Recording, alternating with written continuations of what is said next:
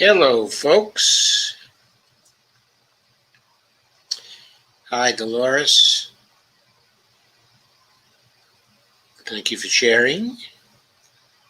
Amber says, good evening, my lovelies. Stephen Hayes says, shared. Thank you, Stephen. And good evening to you. Kay says, hi, everybody. Glad to see you. Glad to see you, Kay. And Dolores also greets us from YouTube, saying hello. Thank you, Dolores. And Go Start says, hello, peers. Shared. Carmen says, hello, friends. Have no fear. Carmi is here. Thank you, Carmi. Jeff Denton says, officially have my grandsons until Wednesday while my kid and her husband are on their anniversary vacation. Well, I bet you're going to have a great time with your grandsons, Jeff. Kay says, shared. Okay. So the first thing to talk about tonight is how badly we need the Green New Deal.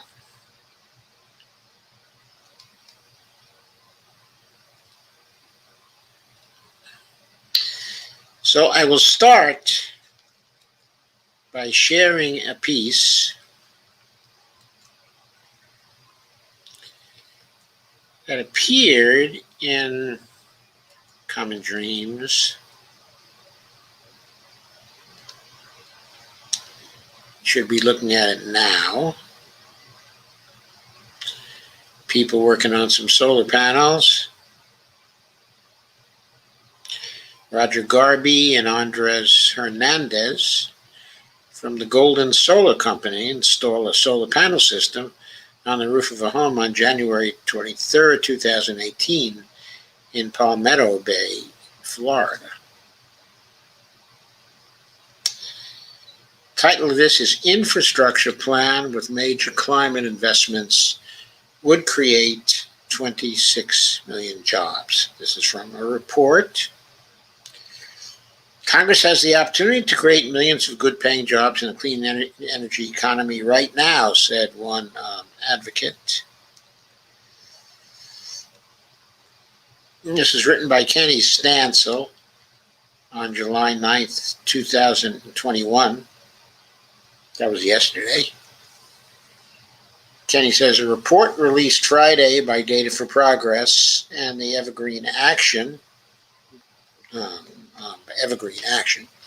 shows that an infrastructure package with $2.6 trillion in climate investments would create 26 million green jobs over a decade, contributing to a post-pandemic economic recovery that advances renewable energy and environmental justice.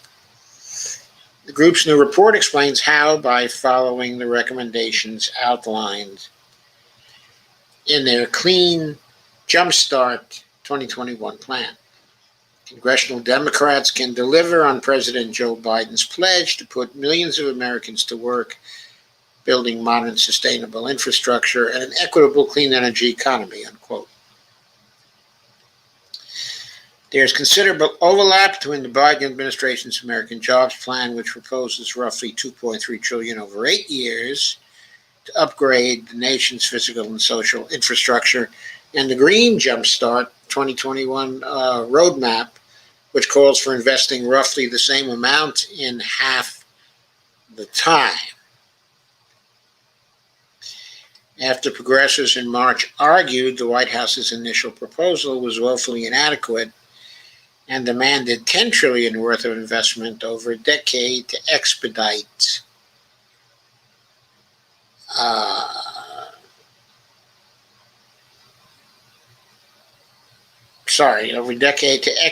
the shift from dirty to clean energy, Biden spent months pursuing a so-called bipartisan compromise, which resulted in a deal amounting to less than $600 billion. That's $600 billion in but new money.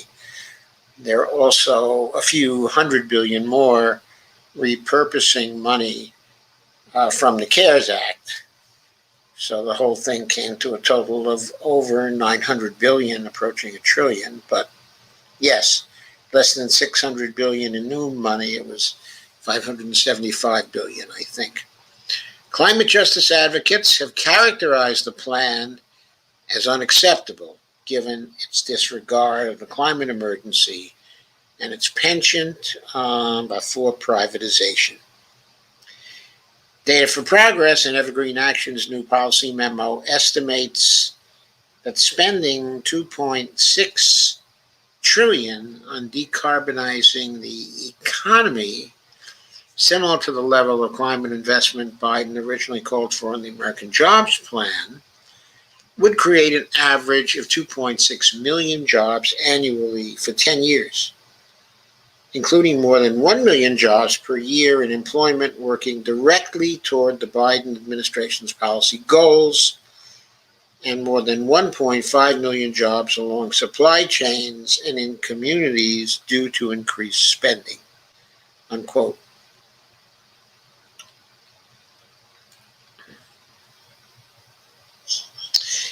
So there seems to be a little bit of difference here, but Data for Progress has tweeted, we find our Clean Jumpstart Plan and Infrastructure Clean Energy Plan we proposed last May would create 2.7 million jobs annually over the next 5 years.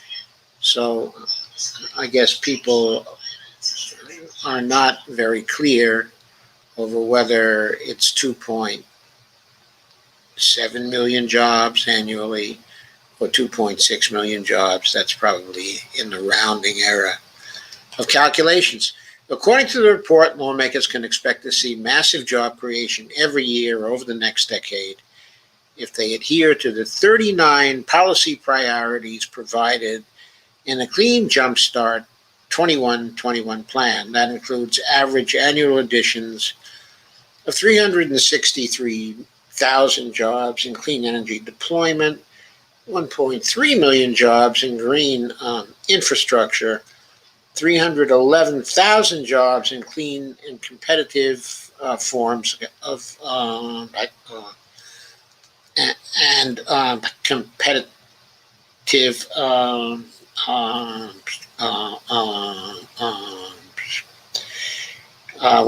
it's manufacturing, and 232,000 jobs in agriculture and natural resources. 161,000 jobs in technology innovation, and 262,000 jobs in supporting workers and communities. The strength of the June jobs report speaks to the outstanding success of Biden's American Rescue Plan, said Marcella Mulholland, political director of Data for Progress. Now he must build on that progress and secure a prosperous economic future by inflating a clean jumpstart. By initiating a clean jumpstart, unquote. Sorry about that one. Quote, this bold progressive plan would create a record 2.6 million jobs. There it is again, 2.6 million, 2.7 million. In the clean manufacturing and innovation sectors of the future, unquote, each year on average for a decade.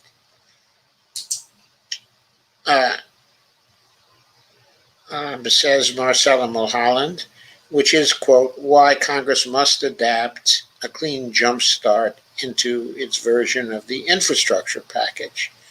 I think she meant to say adopt there, but maybe it will involve a little bit of adaptation too.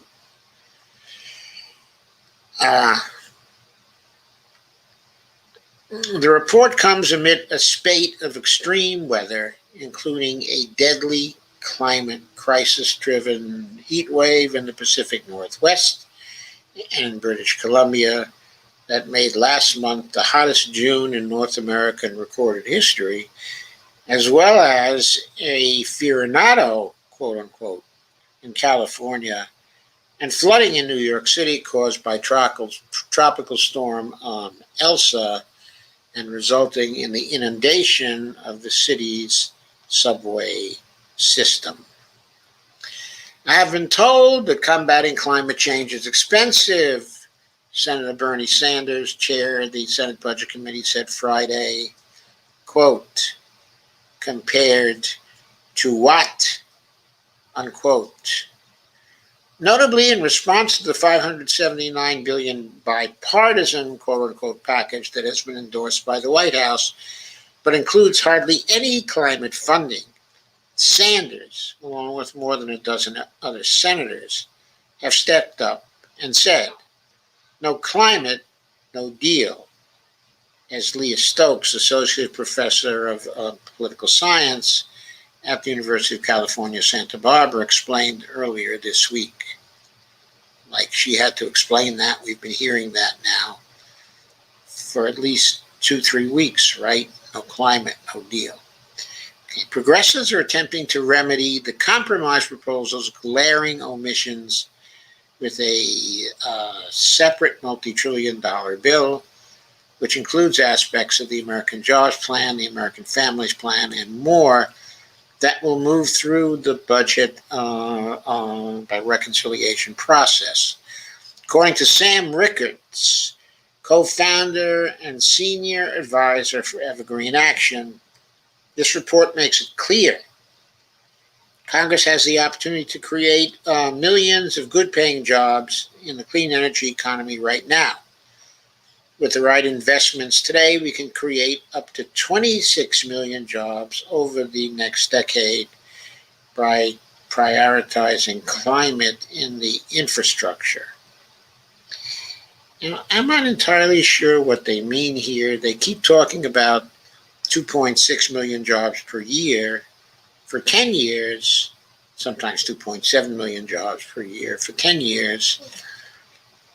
And they seem to think that's 26 million jobs. But where I come from, it's only 2.6 million jobs lasting perhaps for 10 years. Anyway, I don't know which they mean. It isn't quite clear from the article. It doesn't seem to me that 2.6 trillion a year, well, it might be enough to create 26 trillion jobs, but then it would be creating more than 2.6 million jobs per year.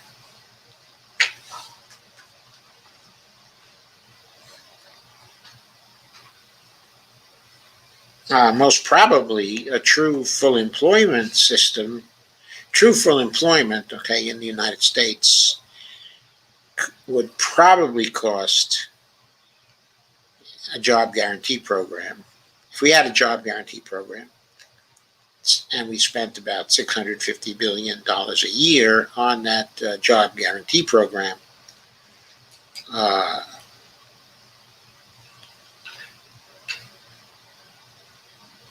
we would create as many jobs as we needed for a full employment economy. That actually might very well be,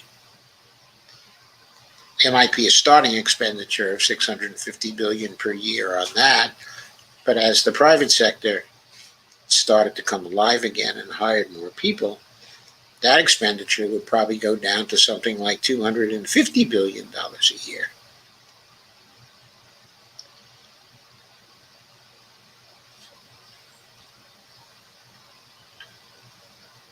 So this is an expenditure of $260 billion a year, $260 billion a year to get to the 2.6 trillion. So it seems to me 2.6 million jobs annually for 10 years is well within the realm of possibility for that kind of expenditure, but it really is nowhere near as efficient as a job guarantee would be if things were done in that form.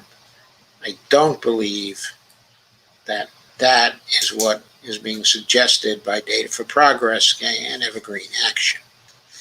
So I think we ought to know that. We have to get more into the details, okay, of what they're talking about. It doesn't look like it's quite as efficient a way of creating jobs as having a federal job guarantee. Horse of a different color, I think.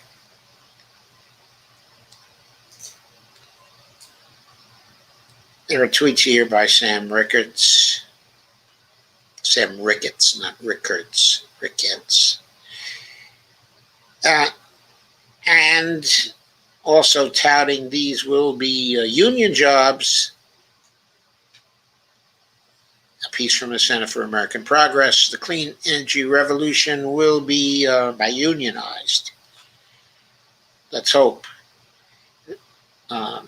Sam Ricketts, who earlier this year co-authored a piece with Stokes on the importance of a national clean electricity standard, said on Friday that, quote, the vision behind the Clean Jumpstart 2021 is the same vision that animates the American Jobs Plan, bold clean energy standards, robust public investments, and environmental justice, unquote.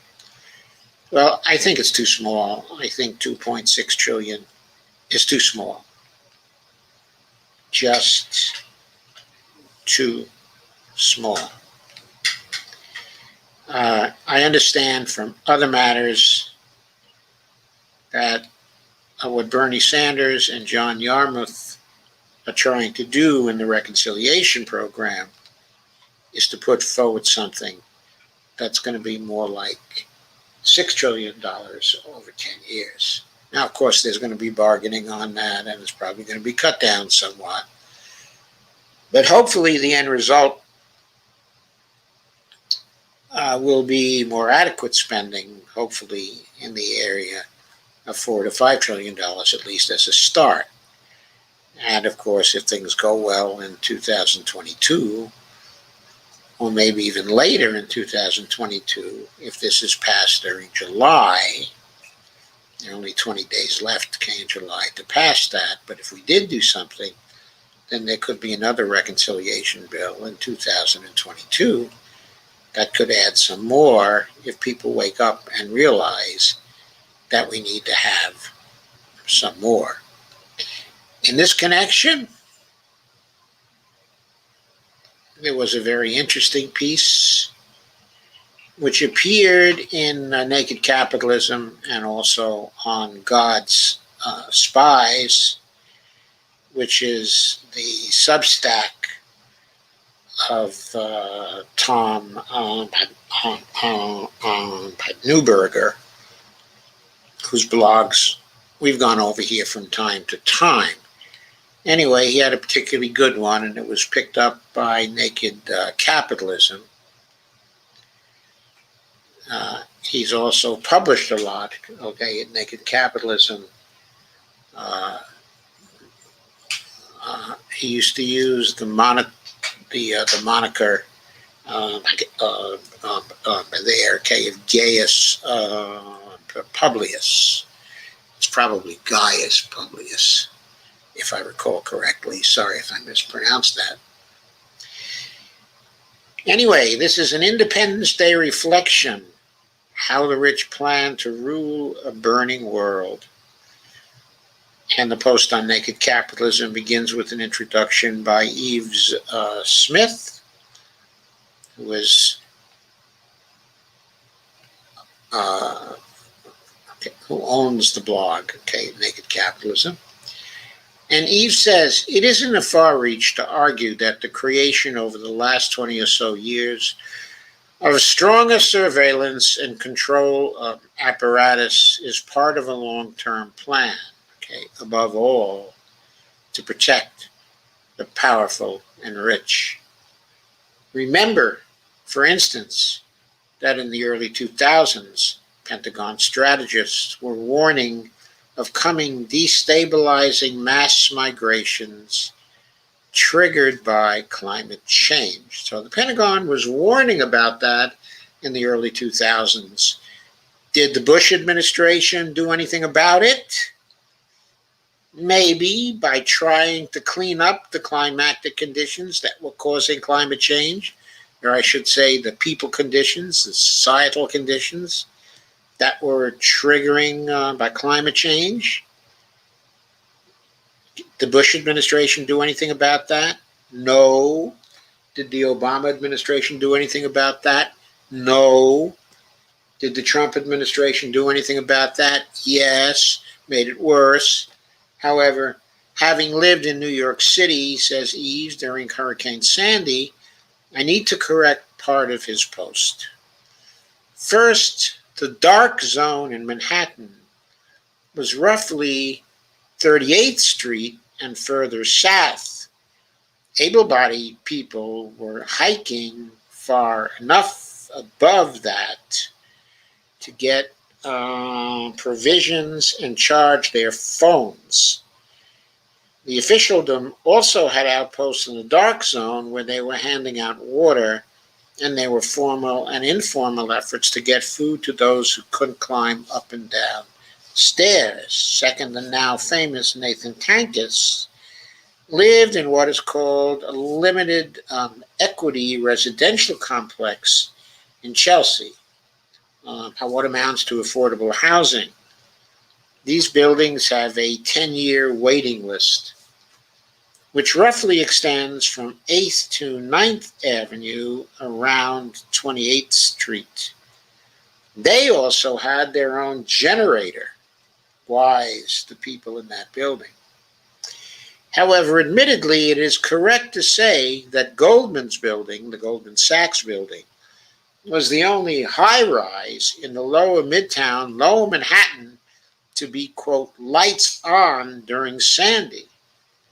But the article gives the impression that the blackout was more extensive than it was. So a little correction to Tom Newberger's piece, but he still thought that it was good enough to grace the pages of Naked Capitalism. So there it is, a picture of New York City during Hurricane Sandy, and the caption, Goldman Sachs, otherwise known as Golden Sachs, the only living building in New York City during Hurricane Sandy 2012. On the 4th of July, when Americans still celebrate an expansive idea of freedom, i.e., that freedom is meant for everyone, I offer this world being built in front of our eyes. The view from a window on that coming day when the only freedom celebrated on the 4th of July will be the freedom of the super rich from the suffering rest of us. The quote below is from a good and much longer piece published in Australia titled, quote, How the Rich Plan to Rule a Burning Planet, unquote. I'll have more on this topic in future work. For now, though, give this a read. It's from the middle of the essay. In the years since the 11th of September 2001, terrorist attacks, Western governments have expanded and strengthened the state's repressive apparatus. Today, we're seeing, as many predicted, how the crackdown on basic freedoms carried out in the name of the war on terror, quote unquote, has created a new normal in which anyone opposing the government's agenda becomes a target. Environmental protesters and anyone else standing up against the destructive neoliberal order are now firmly in their sights. In the United States, the battle to halt the construction of the Dakota Access Oil Pipeline provides the most extreme example to date. In November 2016, the Native American blockade at Standing Rock was broken up by a police operation so heavily militarized that it looked like, sorry, I lost the thread here for a second, something out of the invasion of Iraq. In sub-zero temperatures, blockaders were attacked with water cannons, tear gas, with rubber bullets, and concussion grenades. Hundreds were injured and many hospitalized. 2 women who were involved in the blockade and who later vandalized the pipeline are now facing charges under which they could be jailed for up to 110 years. In Australia, we've seen those protesting peacefully outside the International Resources and Mining Conference in Melbourne face an unusual level of police violence and mass arrests.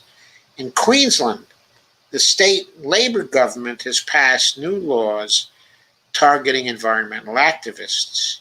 In early December, 3 members of Extinction Rebellion were jailed when a magistrate refused them bail, something without precedent for charges relating to acts of nonviolent civil disobedience.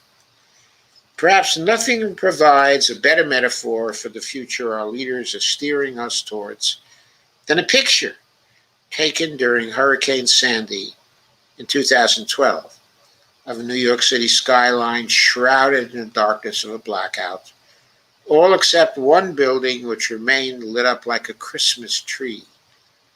That building was the headquarters of global banking giant Goldman Sachs, where, protected by a mountain of sandbags and using a backup generator, the company was able to keep the lights on and the profits flowing, even while the city was inundated by a 3-meter storm surge, and hospitals, schools, the subway, and most other services were forced to close.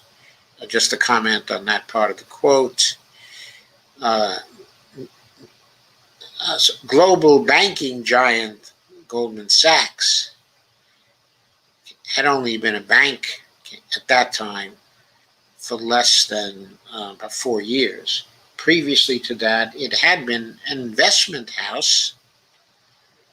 Okay, and it was only made a bank as part of the bailout of 2008, when it was allowed to suddenly become a bank so it could take advantage of Federal Reserve help that was being given to banks because the government wanted to bail out Goldman Sachs, whose very existence was being threatened by the fact that it had taken out an insurance policy with the AIG, okay, insurance company, which was about to fold at that time, okay, as well, okay, except for, I believe it was $125 billion bailout coming from the Federal Reserve, if I recall correctly. Uh, so that was a bailout that began in the fall of 2008 as part of the response to the crash. And of course, it deepened, and a huge amount of aid was extended to Goldman Sachs and other banks by Mr. Obama during the early days of his particular presidency, and by the Federal Reserve from then, probably until now. Going forward with the quote, if you imagine this picture as the world and the Goldman Sachs building as the gilded Rome, inhabited by the world's super rich and the political class that serve them, all you need to add is some heavily armed guards around the building, and you'd get a pretty good sense of what's ahead. Our rulers' apparent lack of concern about climate change is a ruse. They hope that if they can just head off the scent for long enough, they will succeed in building this future brick by brutal brick, and there will be nothing the rest of us can do about it.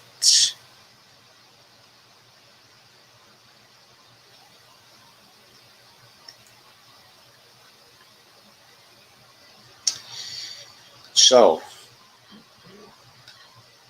that was that very long quote. Going on now with Tom Newberger's scripting. As the so far inevitable climate future unfolds, imagine the image at the top of this piece. Oh, sorry, I read that part already. What's ahead is sadly a world of abandonment, ours by our rulers.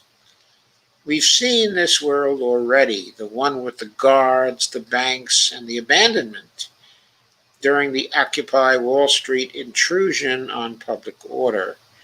Here's the Chase building surrounded by New York's, this is in Portland in November of 2011, okay, during Occupy. And the caption is, Imperial Troopers Guarding a Bank in Portland in November of 2011. And that was Chase Bank.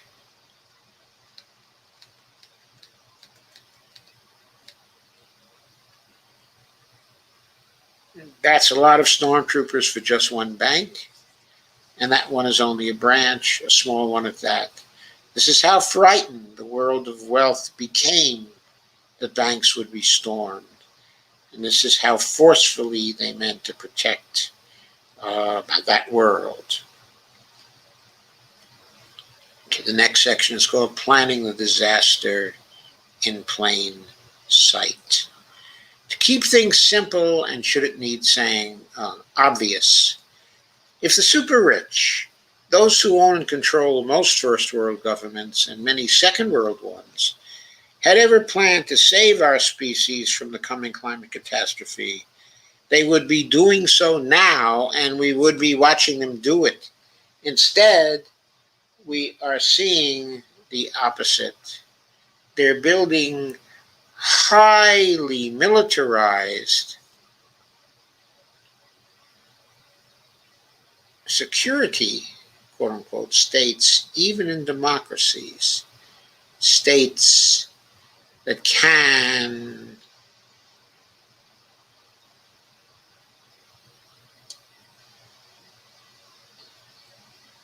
and will protect only wealth from the millions and later the billions, okay, of refugees.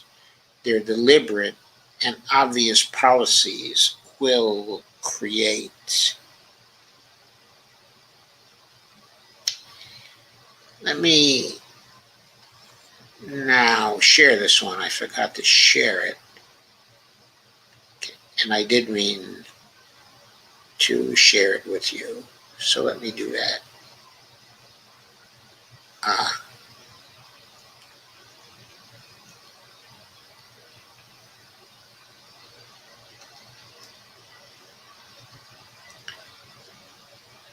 so you can at least see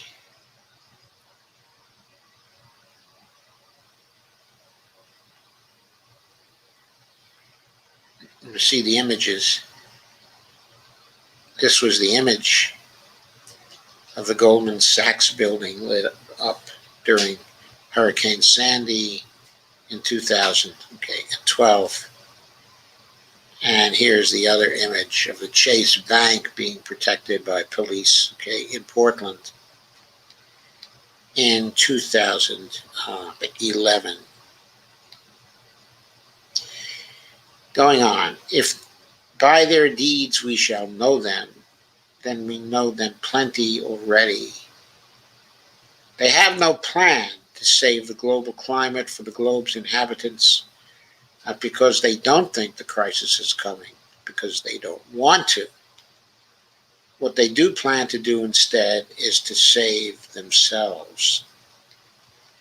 If I were king, if I were running that operation, I'm not the one that transitions the world from wealth controlled comparative peace to wealth protected global chaos.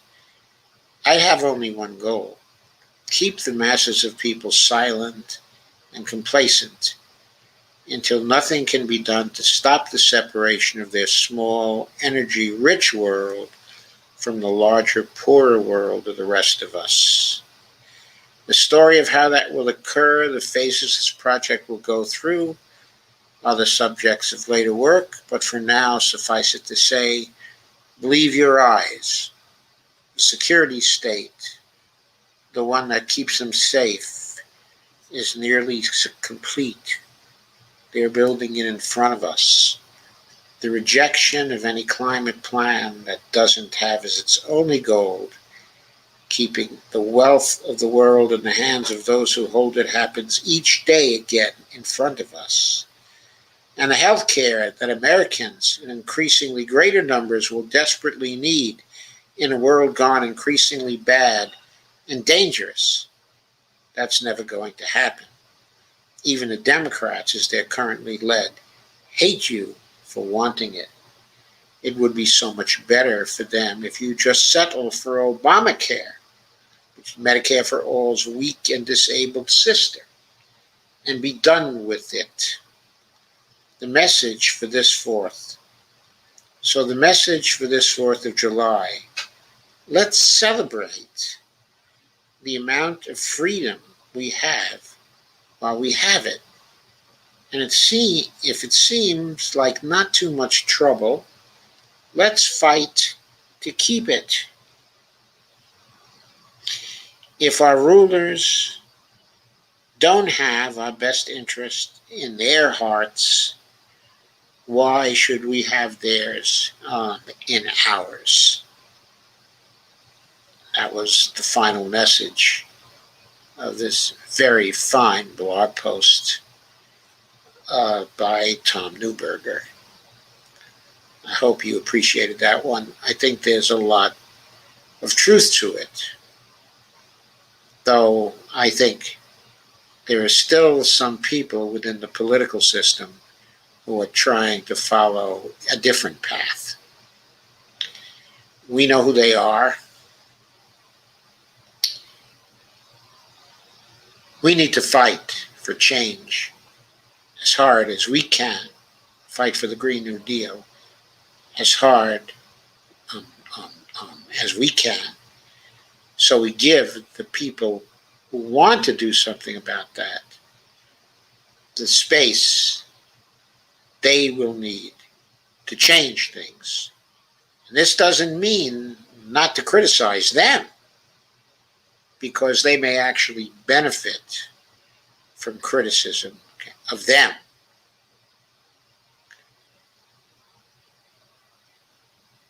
I think we have to be as critical as we can to point out the ways in which the system is failing us. Piece from Truth Out. Degrowth policies cannot avert climate crisis. We need a Green New Deal. Hundreds of young climate activists rally in Lafayette Square on the north side of the White House to demand President Joe Biden work to make the Green New Deal into law on June 28th, 2021. Let me share that. Not miss the sharing once again.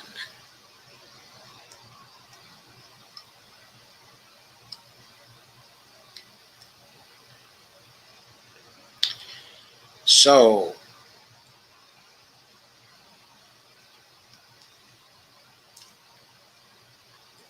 degrowth policies cannot avert climate crisis. We need a Green New Deal.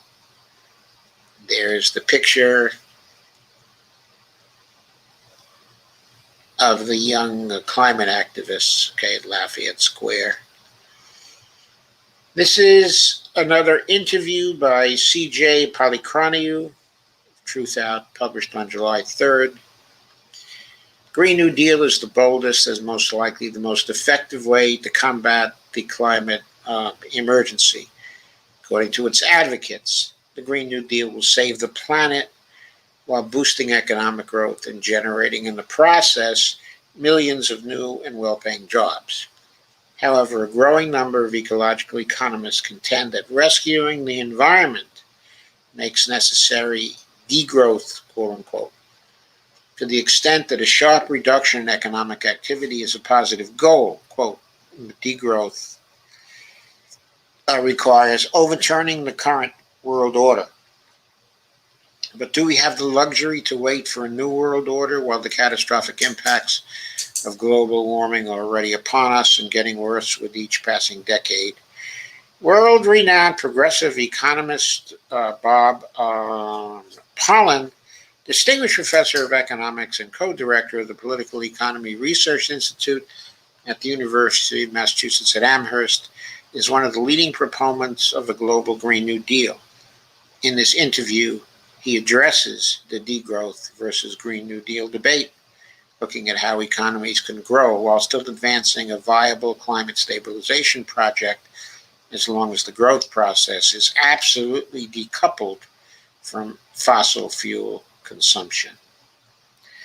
CJ asked the question, since the ideal of a Green New Deal entered into public consciousness, a debate about climate emergency is becoming increasingly polarized between those advocating, quote, green jobs and those arguing in support of degrowth, quote unquote. What exactly does degrowth mean, and is this the end of the day, at the end of the day, an economic or an ideological debate?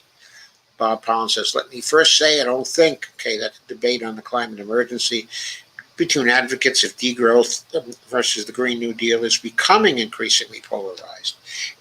Certainly not as a broad generalization.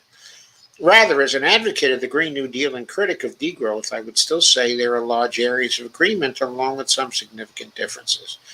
For example, I agree that uncontrolled economic growth produces serious environmental damage, along with increases in the supply of goods and services that households, businesses, and governments consume. I also agree that a significant share of what is produced and consumed in the current global capitalist economy is wasteful, especially much, if not most, of what high-income people throughout the world consume. It is also obvious that growth per se as an economic category makes no reference to the distribution of the costs and benefits of an expanding economy. I think it is good to keep in mind both the areas of agreement as well as the differences. But what about definitions? What do we actually mean by the Green New Deal and degrowth? Starting with the Green New Deal, the Intergovernmental Panel on Climate Change, IPCC, estimates that for the global economy to move on to a viable climate stabilization path, global emissions of carbon dioxide will have to fall by about 45% as of 2030 and reach net zero emissions by 2050. I don't think that's good enough, Bob. As such, by my definition, the core of the global Green New Deal is to advance a global project to hit these IPCC targets. I think the IPCC was too conservative in its targets. And to accomplish this in a way that also expands decent job opportunities and raises mass living standards for working people and the poor throughout the world. The single most important project within the Green New Deal entails phasing out the consumption of oil long before 2050, I think. Coal and natural gas to produce energy, since burning fossil fuels is responsible for about 70 to 75% of all global CO2 emissions. We then have to build an entirely new global energy infrastructure, the centerpieces of which are high efficiency and clean, renewable energy sources, primarily solar and wind power, investments that are required to dramatically increase energy efficiency standards and to equally dramatically expand the global supply of green energy, of clean energy, will also be a huge source of job creation in all regions of the world. These are the basics of the Green New Deal as I see it. It is that simple in concept while also providing specific pathways for achieving its overarching goals. Now, on degrowth, since I am not a supporter, it would be unfair for me to be the one explaining what it means. So here's how some of the leading degrowth proponents themselves describe the concept and movement. For example, in 2015, the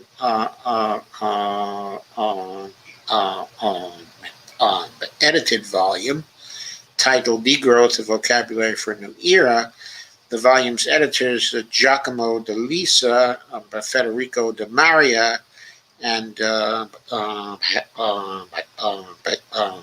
Georgos Kallis, write that, quote, the foundational theses of degrowth are that growth is uneconomic and unjust, that it is ecologically unsustainable, that it will never be enough. More recently, a 2021 paper by Riccardo Mastini had Georgos Kallis and Jason Hickel titled, quote, A Green New Deal Without Growth, unquote, write that, quote, ecological economists have defined degrowth as an equitable downscaling of throughput with a concomitant securing of well-being. It is instructive here that in this 2021 paper, Mastini, Kallis, and Hickel do also acknowledge that degrowth has not advanced into developing a specific set of economic programs, writing that, quote, degrowth is not a political platform, but rather an umbrella concept, quote unquote, that brings us together a wide variety of ideas and social struggles, unquote. This acknowledgement reflects, in my view, a major ongoing weakness with the degrowth literature, which is that in concerning itself primarily with very broad themes, it actually gives almost no detailed attention to developing an effective climate stabilization project or any other specific ecological project. Indeed, the deficiency was reflected in a 2017 interview with the leading ecological economist, Herman Daly himself, without question a major intellectual progenitor of the degrowth movement. Daly says in the interview that he is, quote, favorably inclined, unquote, toward degrowth, but nevertheless demurs that he is, quote, still waiting for them to get beyond the slogan and develop something a little more concrete.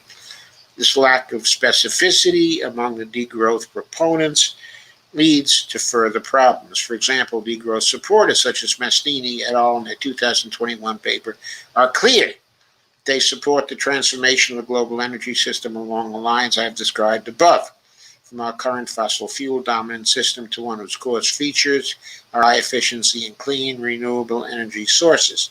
Yet, in fact, building out this new energy system will obviously entail a massive growth of the global clean energy system, just as it will equally entail the phasing out, or degrowth if you prefer, of the global fossil fuel energy system. In my view, it is more useful to be specific about which sectors of the global economy will certainly need to grow, e.g. the clean energy system, while others, like fossil fuels, contract, as opposed to invoking sweeping generalities about degrowth. We can extend this point. For example, I'm sure degrowth proponents would favor major expansion in access to public education, universal health care, high quality, affordable housing, regenerative agriculture, and the share of the Earth's surface covered by forests. In focusing on some critical specifics, I would also add there is no way that a general project of degrowth can put the global economy onto a viable climate stabilization path. With the COVID-19 recession, the global economy just went through a powerful natural experiment to demonstrate this point. That is, during the pandemic in 2020, the global economy contracted by 3.5%, which the International Monetary Fund described as a, quote, severe collapse that has had acute adverse impacts on women, youth, the poor, the informally employed, and those who worked in contact-intensive sectors, unquote. In other words, the pandemic produced an intense period of global degrowth, quote unquote. This recession did also produce a decline in emissions, as entire sections of the global economy were forced into lockdown mode. But the emissions decline amounted to only 6.4% over 2020. Remember, the IPCC tells us that we need to cut emissions by 45% as of 2030 and be at zero emissions by 2050. If the COVID recession only yields a 6.4% emissions reduction, despite these enormous levels of economic pain inflicted, clearly, quote, degrowth, unquote, cannot come close on its own, okay, to delivering a 45% emissions cut by 2030, much less a zero emissions global economy by 2050. So that's Pollen. He gets another question from CJ Polychroniou. Those who see the Green New Deal not only as the most effective strategy to tackle global warming, but also as an engine of growth, such as yourself, rely on the concept of decoupling, by which is meant the absolute decoupling of economic growth from carbon emissions. I would have to say, as an advocate of the Green New Deal, I certainly agree with that. I want to see the absolute decoupling of economic growth from carbon emissions and from the use of carbon to create energy. However, degrowth advocates seem to be arguing, to go on with the question, there is no empirical evidence for absolute decoupling and that it's highly unlikely that it will ever happen. How do you respond to such claims? Let's recognize to begin with that people, says Pollen, are still going to need to consume energy to light, heat, and cool buildings, to power cars, trains, and airplanes, and to operate computers and industrial machinery, among other uses. As one critical example here, in low-income economies, delivering adequate supplies of affordable electricity becomes transformative for people's lives, enabling them, for example, to adequately light their homes at night, rather than relying on kerosene lanterns.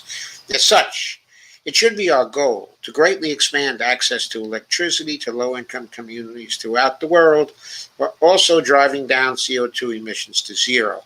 The solution is for energy consumption and economic activity more generally to be absolutely decoupled from the generation of CO2 emissions. That is, the consumption of fossil fuel energy will need to fall steadily and dramatically in absolute terms, even while people will still be able to consume energy resources to meet their various demands.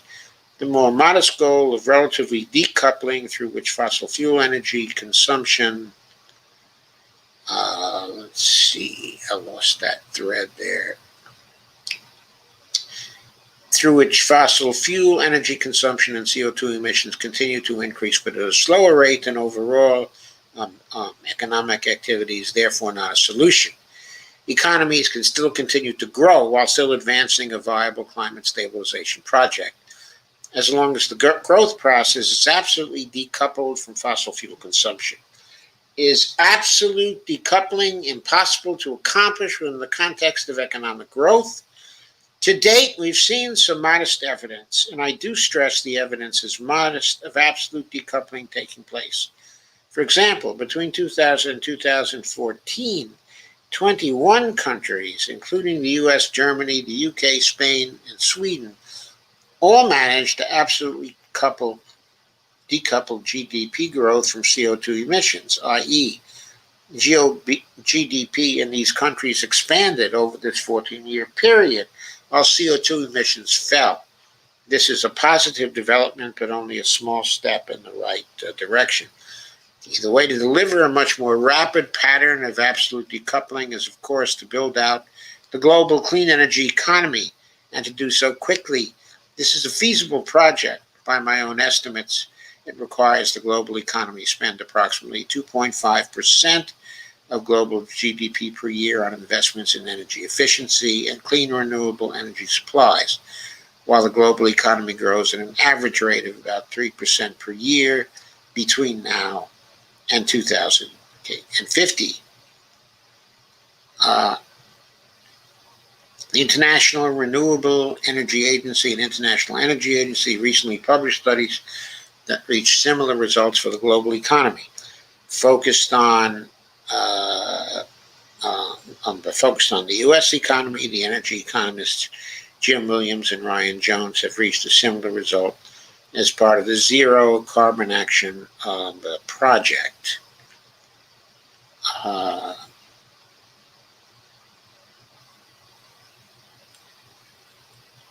I don't know about the global economy growing at an average rate of about 3% per year between now and 2050. I don't think that's going to be enough for a lot, of nations. I don't even know if it's going to be enough for our nation. And of course, whatever growth takes place should be growth in building out the renewable energy infrastructure and economy that we are going to need to survive. Whether we can do that by expanding the economy only by 3% per year between now and 2050, I don't know, and I tend to seriously doubt that. From this and related evidence, I conclude that absolute decoupling is certainly a feasible, though also obviously a hugely challenging project. But we can't just talk about it pro or con. We have to make the investments at 2.5% of global GDP per year, thereabouts. I think it should be higher than that, every year until 2050 to build the global clean energy economy.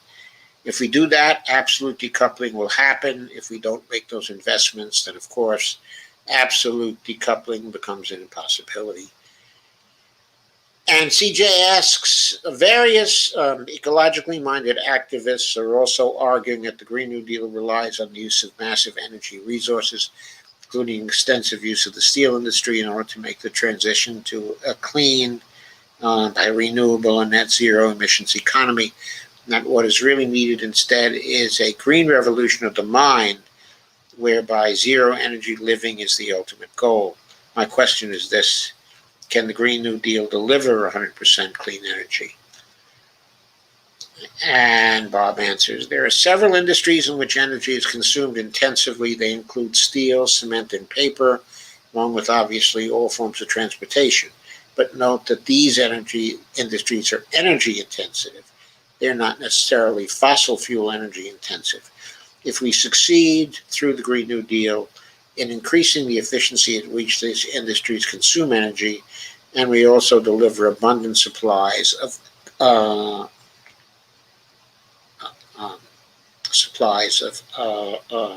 clean renewable energy, then the problems of dealing with energy-intensive industries can be solved. It's true that there will be some specific areas which will present more difficult challenges. For example, some parts of steel production rely on furnaces that are operating at very high temperatures. Reaching these high temperatures are to date difficult to achieve through electricity, as opposed to burning coal in the furnace. This problem will need to be solved over time. One likely solution could be to rely on laser technology through which the required temperatures can be reached uh, uh, uh, can be reached using electricity, with the electricity in turn being produced through renewable energy sources. Another more difficult area is long distance aviation. To date, we cannot rely on electric batteries to fly planes across the Atlantic Ocean, for example, as we can to drive cars from New York to California. One likely solution here will be to fuel the plane's engines with low emissions liquid bioenergy, such as ethanol produced from agricultural waste, as the raw material. Battery storage capacities are also likely to be improving significantly, with more people focusing on solving exactly this problem. Let's remember costs of producing electricity from solar photovoltaic panels have fallen by over 80% within the past 9 years, and the U.S. Energy Department itself projects further major declines in just the next 5 years. Moreover, the International Renewable Agency reported just recently, for the first time, 62% of all renewable sources produced energy at lower costs than the cheapest sources of fossil fuel energy. All this tells me that achieving absolute decoupling is a feasible project within the New Deal within the framework of a global Green New Deal. The Green New Deal, in turn, is, in my view, the only way through which climate stabilization can become fully consistent with expanding decent work opportunities, raising mass living standards, and fighting poverty in all regions of the world. So, according to Pollan, he offers us hope that decoupling is necessary, that continued growth, is possible, which I think we're going to need to make a just transition to a new economy within a New Deal framework. Having said that, what I also have to say is that just yesterday, we also talked about, I shouldn't say yesterday, but on Thursday, we talked to Howie Hawkins. And he talked some about his own Green New Deal plan. And of course, he indicated that the efforts being put forward by the Biden administration are nowhere near what has to happen for us to be successful in actually developing a Green New Deal. So something else has to be done. We need a plan which is far more successful than that. Now, this Tuesday, when I come back, I'll be going over Howie's plan in some detail. Not but too long ago, he wrote something comprehensive, about that. It's a very long article. I'll be considering it as the major feature, but it's much more along lines that I talked about long ago when I first began talking about the Green New Deal, stuff that was going to require $4 trillion per year in expenditures, or more, 4.5 trillion, or even 6 trillion per year. So Howie has a plan like that, and we'll be covering his plan then fairly soon. But not tonight. For the remainder of my talk tonight, what I want to do is to turn to sharing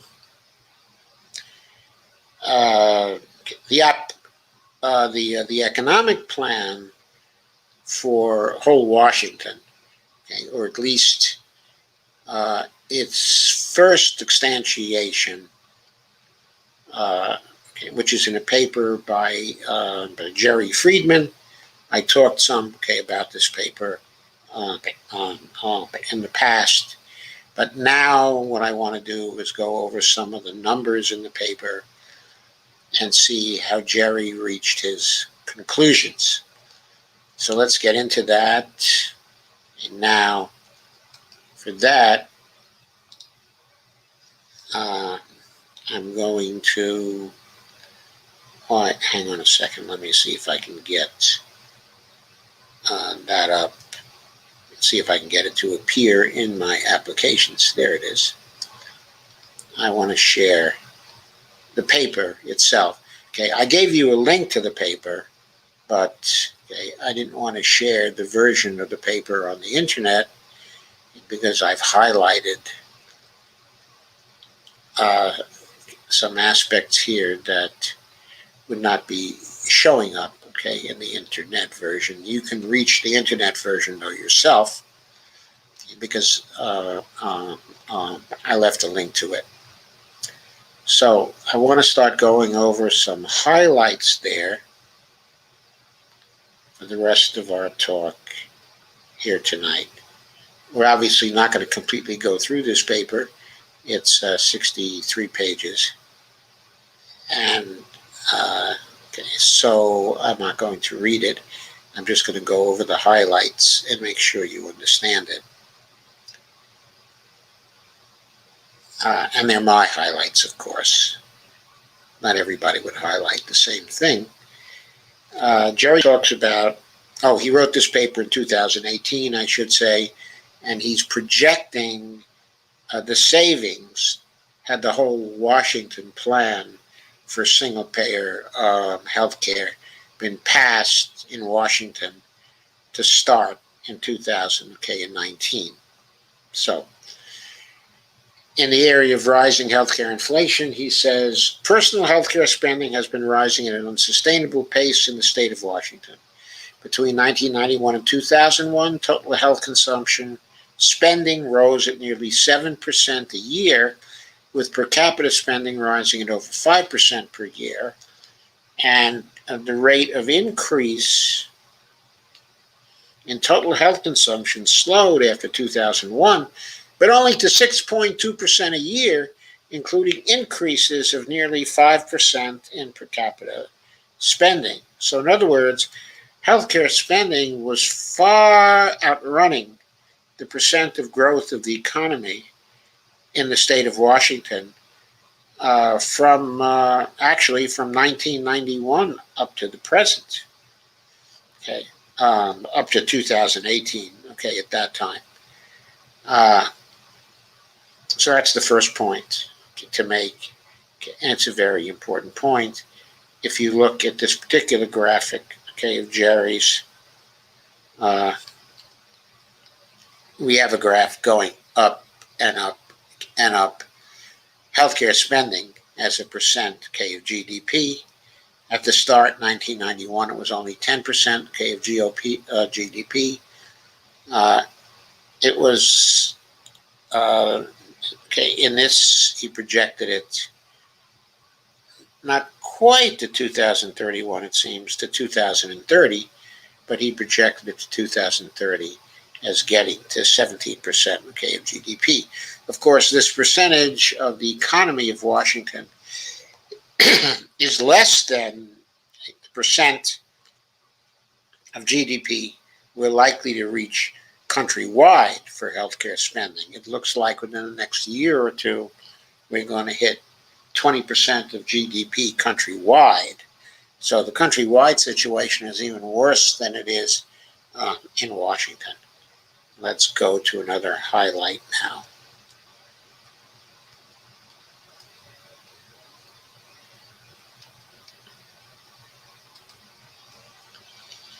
Here's an interesting graphic, okay, as well.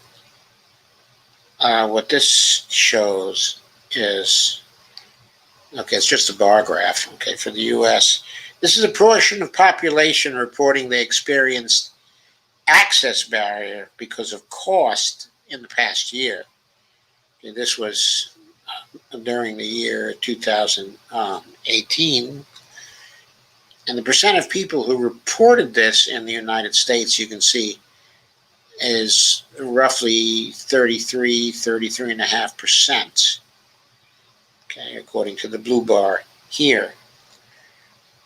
The average for nine national healthcare systems, nine other national healthcare systems, was maybe 13.5%. So there's a huge difference in people saying they weren't able to access the national health system between ourselves and these nine other advanced countries. And they were advanced countries that were specified, okay, in there. Okay, I'm going to go past a lot of this stuff.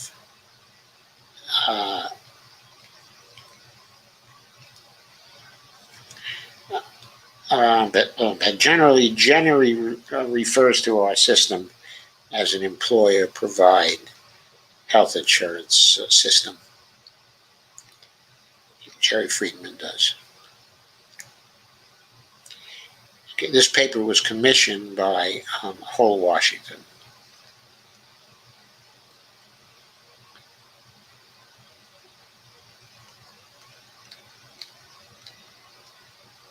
Okay, here's table 1, and the numbers here, okay, are very significant. These were projected personal health expenditures for 2019. And you can see hospitals, $28,415,000,000. Spending on doctors, $18,980,000,000. I'm not going to go through all these, but these are in the billions of dollars. So drugs, $7.3 billion. Durable medical expenditures, $1.3 billion. Nursing home, $4.25 billion. And other expenditures, $3.1 billion.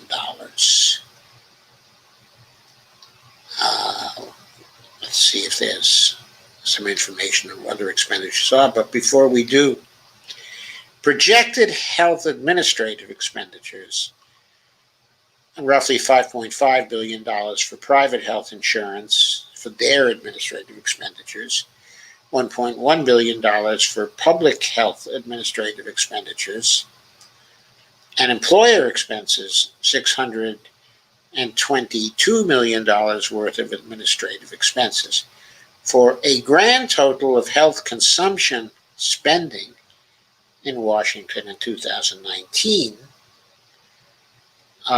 which is based on CMS sources. These are projections, okay, from CMS. $79,980,000,000, roughly comes to $80 billion per person in Washington. There were in 2019 roughly 8 million people in Washington. So that comes to an average of somewhat over $10,000 per person. Okay. And that checks out with the $10,000 a person figure you see, okay, in many places. So going further to the next highlight here,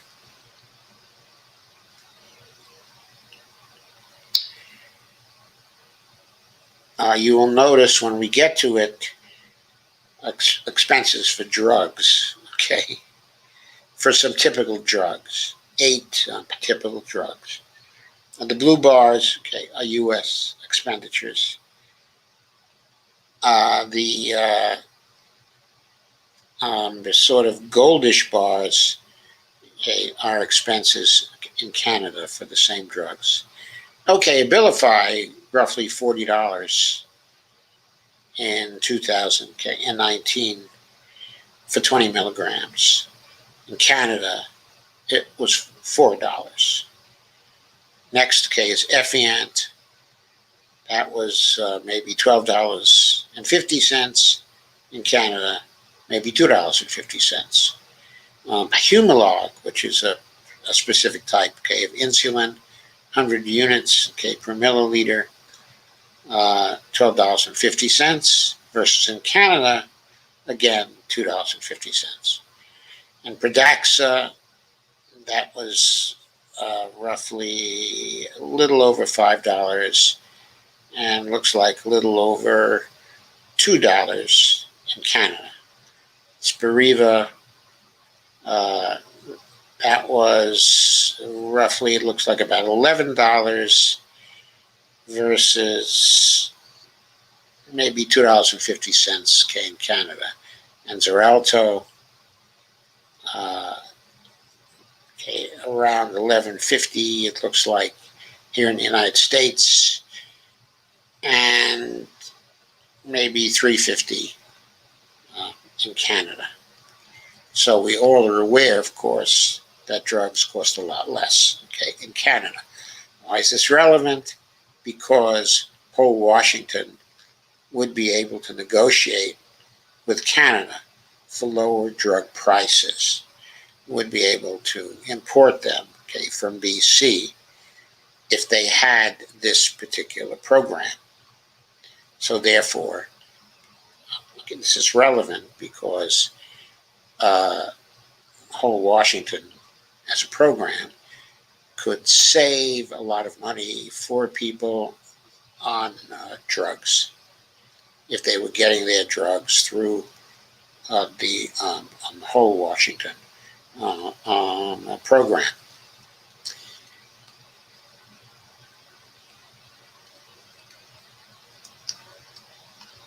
Okay, this bar graph shows all single payer savings in various categories. There's a provider administration savings come to $5.5 billion. Insurance administration close to $5.3 billion. In the area, gave market power, advertising and marketing savings that would come about as a result of the single payer program. $3.5 billion in savings, close to $1.5 billion in savings in fraud reduction were calculated in this study. And then another $622 million savings, okay, in employer administration. So when you go through all those savings and you add them up, it comes to $16 billion, and that's what's here. In Table 2, projected savings from single payer in Washington in 2019. And you see the figures 5.5, 3.5, 5.3, the 622 million, and the 1.455, a total of 16,423 million in savings were calculated by Jerry Friedman. But there are savings, but there are also new expenditures as a result of shifting to a single payer program. That's because the utilization is going to be increased and new people are going to be covered. And old people will be making use of people who had insurance before will still have insurance and will be making greater use of insurance because they'll be easy. It'll be far more easy for them to afford it. So let me go to the next highlight, which will, somewhere down here, there are some numbers on that I want to show you. Okay, Table 3. This is the cost of projected program improvements under the single payer program for 2019. Okay, for universal coverage, to have that, the spending would increase by $1.3 billion. To improve things through increasing the utilization, which would occur through the removal of copays and also deductibles, $3.2 billion.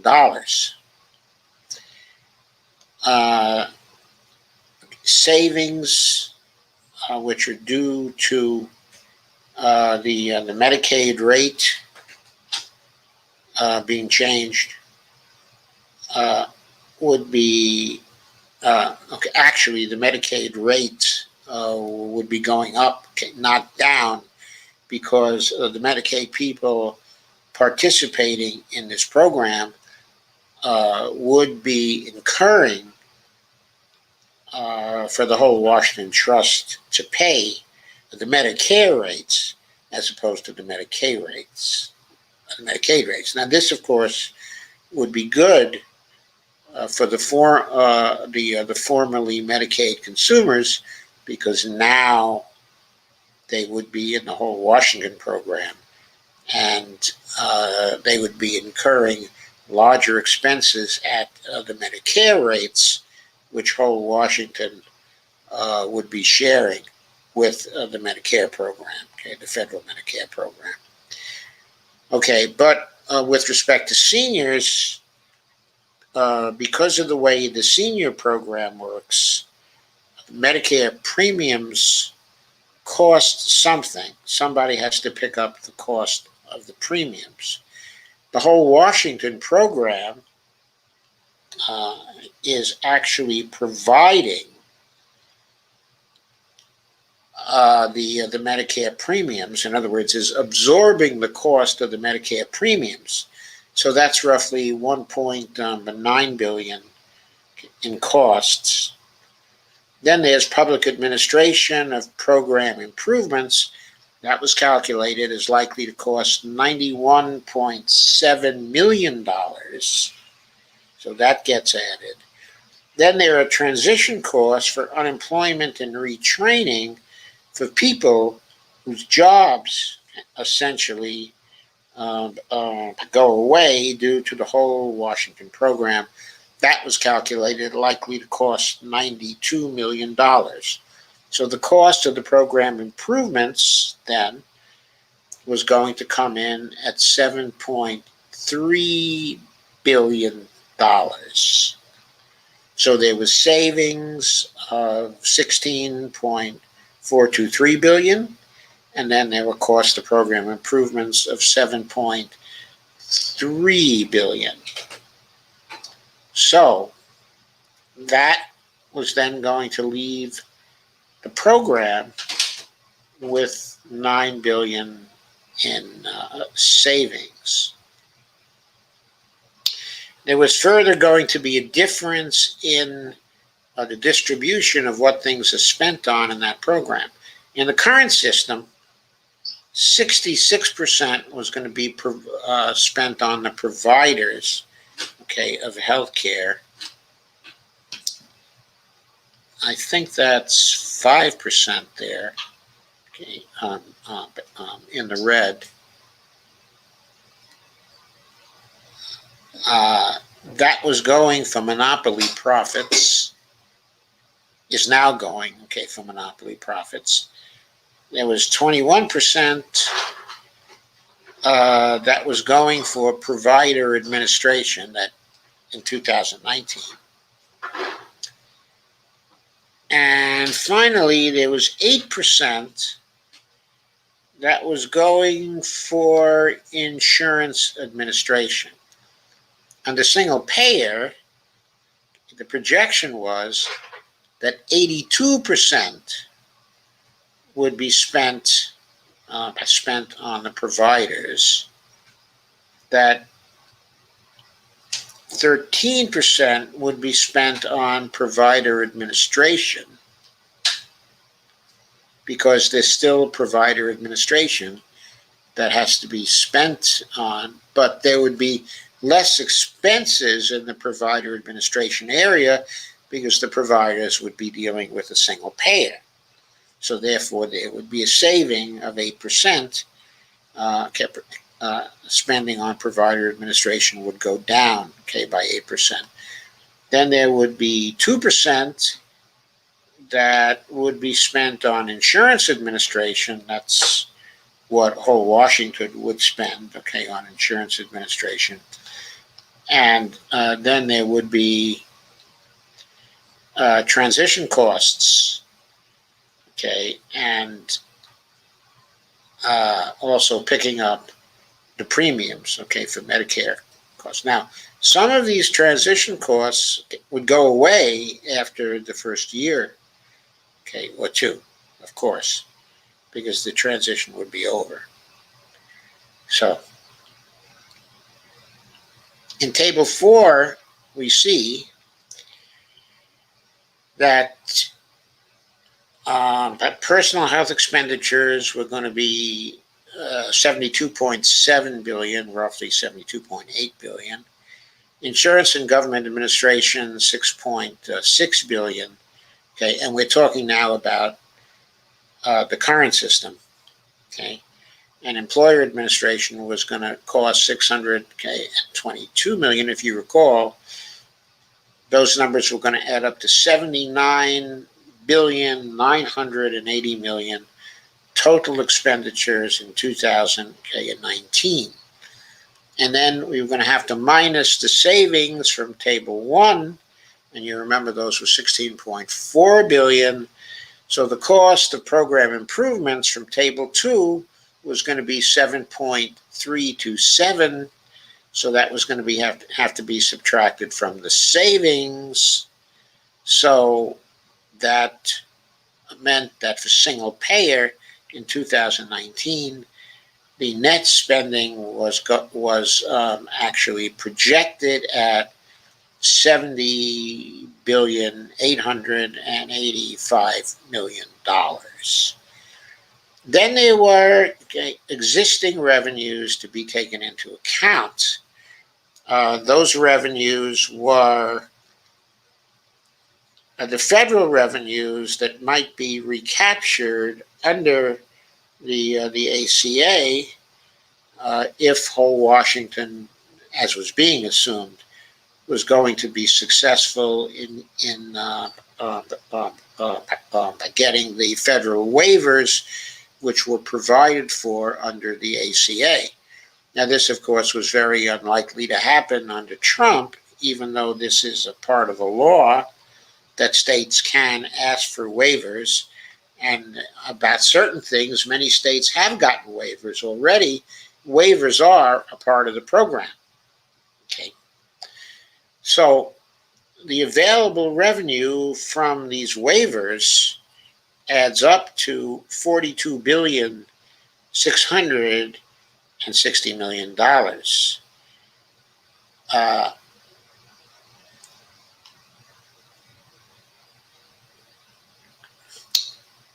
So to get to the total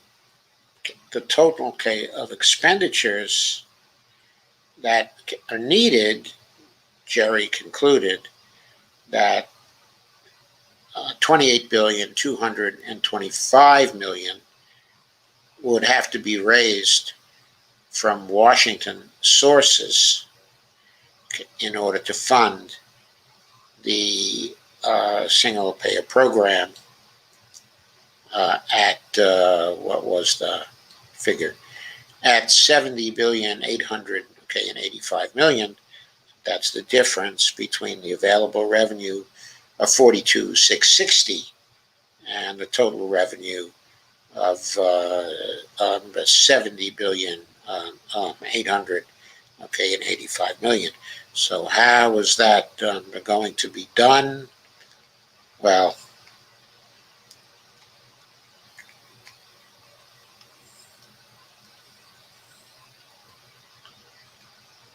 okay, the way that was going to be done was, okay, in this table, these were the funding options for the Washington single payer program. 8.5% payroll premium on wages, salaries, and business net income. Okay, so in other words, this would be charged against wages, salaries, but also the net income of the businesses. Okay, in every case, there would be an exemption of $15,000 on a sliding scale, okay, and exemptions for small businesses. I'm not going to go into the details of those exemptions, but the purpose of the exemptions is so that people who are poor and businesses that have extremely low profits also, okay, are exempted from the 8.5% of payroll premium. So that was calculated at 18 billion, at 18 billion, okay, and $19 million. Then there was a 8%, 8.5% payroll premium on partnership income. In other words, the net income of a partnership. Again, there's an exemption of 15,000 on a sliding scale, and exemptions for small businesses, and that was going to produce $1.1 billion. Then 8.5% premium on capital income with 15,000 exempt. In other words, capital gains with $15,000 exemption on a sliding scale. That was thought to be good for $2,915,000,000.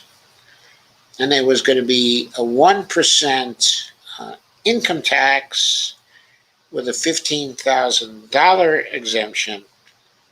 That one was going to be a little problematic because, according to the Washington Constitution, you're not supposed to be able to levy, okay, an income tax. But that was thought to produce 2.2 billion 800, okay, and 39 million.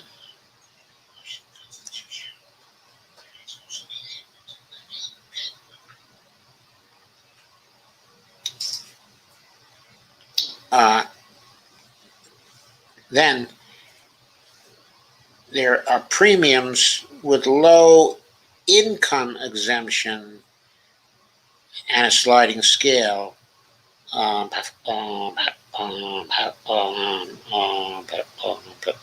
For lower middle income people, I believe the limit of those was $200 a month, a contemplated limit. Okay, and that was on a sliding scale also, so that the poorest people would be exempted. That was to raise another $4,375,000,000. So the total of new revenue was going to be $29,250,000,000.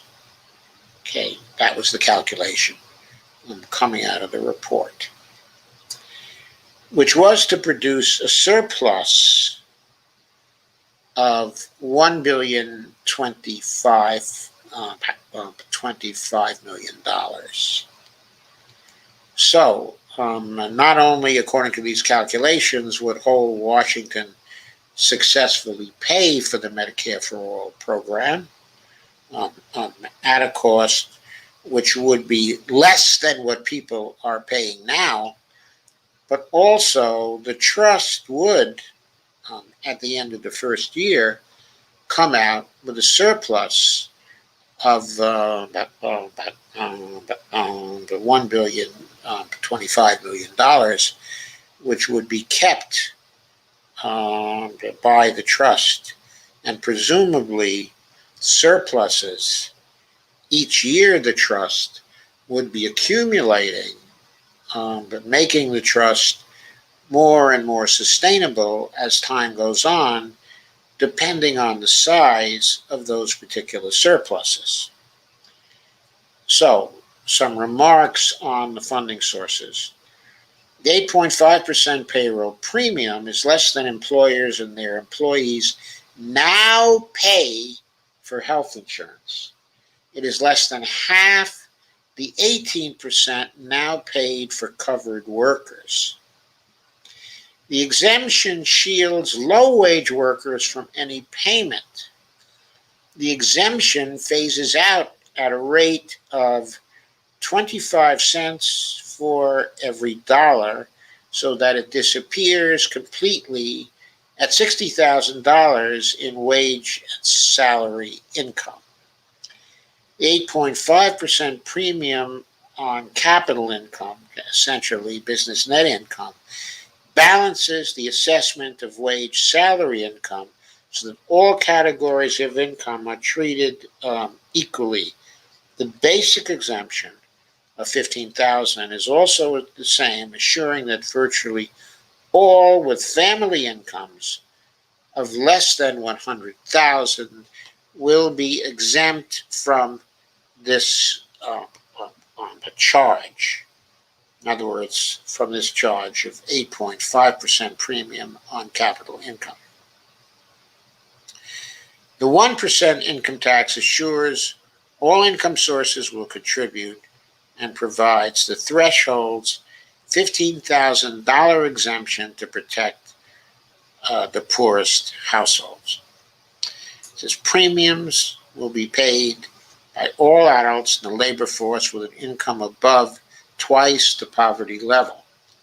For those above 300% of the poverty line, the premium is set to the rate for basic Medicare Part B, $134 a month. For those between 200 and 233% of the FPL, the premium is 25% of the Medicare Part B level. So 25% of $134 a month is what? Roughly $140 a month. 25% of that would be $35 a month. So we're looking at maybe $33 a month or $32 a month, okay, in order to have the premium actually cover you. And you're probably poor enough that you're not paying the 8.5%, okay, on anything either. For those from 233 to 267% of the FPL, the premium is 50 cents, 50%. For those at 267 to 300% of the federal poverty line, it is on the 75%. The additional revenues are expected to generate $29,742,000,000.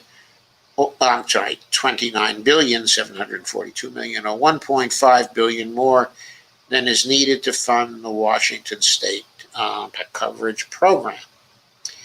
Okay, now this is very interesting, but it fails to reflect simply because it's focused only on 1 year and doesn't actually project the way costs will be going up in the future and the way GDP for Washington will be changing in the future. The also number of jobs that will be created in Washington due to this program. In other words, there are a number of different factors that are not taken into account in the pure 2019 calculation. And so that calculation actually underestimates the surpluses which are likely to accrue to this particular program. Now, there is a recalculation and an updating of the estimations that are going on right now, okay, that are in process by Jerry Epstein. Okay, I've actually seen a draft of those. I'm not at liberty to talk about them yet. But what I can say here is that while this report did not actually address the likely surpluses over the year, the new report, okay, that is being worked on is looking at longer, essentially longer term projections from 2021 to 2030, and that will provide us with much more information on surpluses which are likely to accrue to the program. Notice that when the surpluses occur each year, they add to the trust fund. So there is a potential there for the trust fund to get sufficiently large so that it will cushion the whole Washington program against any possible shock that may occur to the program due to pandemics or seriously collapsing economies. We have to see what those surpluses actually are when the final report comes out, okay, and is released, okay, to people. But there is a possibility, I think a very good possibility, that the new report will show increasing sustainability of the whole Washington program over time. Okay, so that not only will we see, as we do in this first report, that even as of the projection of 2019, we see that this program is more sustainable than the alternative, which is the current system, much more sustainable than the current system, which, as you saw in that earlier graphic, was going crazy over time. Okay, but not only is it more sustainable than that system, but in itself, the sustainability of the whole Washington system is likely to increase with time to a substantial degree. As I say, I don't know what the final figures on that, okay, are going to be now, but I think I can say the outlook looks like, okay, it's very promising, and I think I can say I think this program is going to prove to be very sustainable indeed, even though it is a state level program.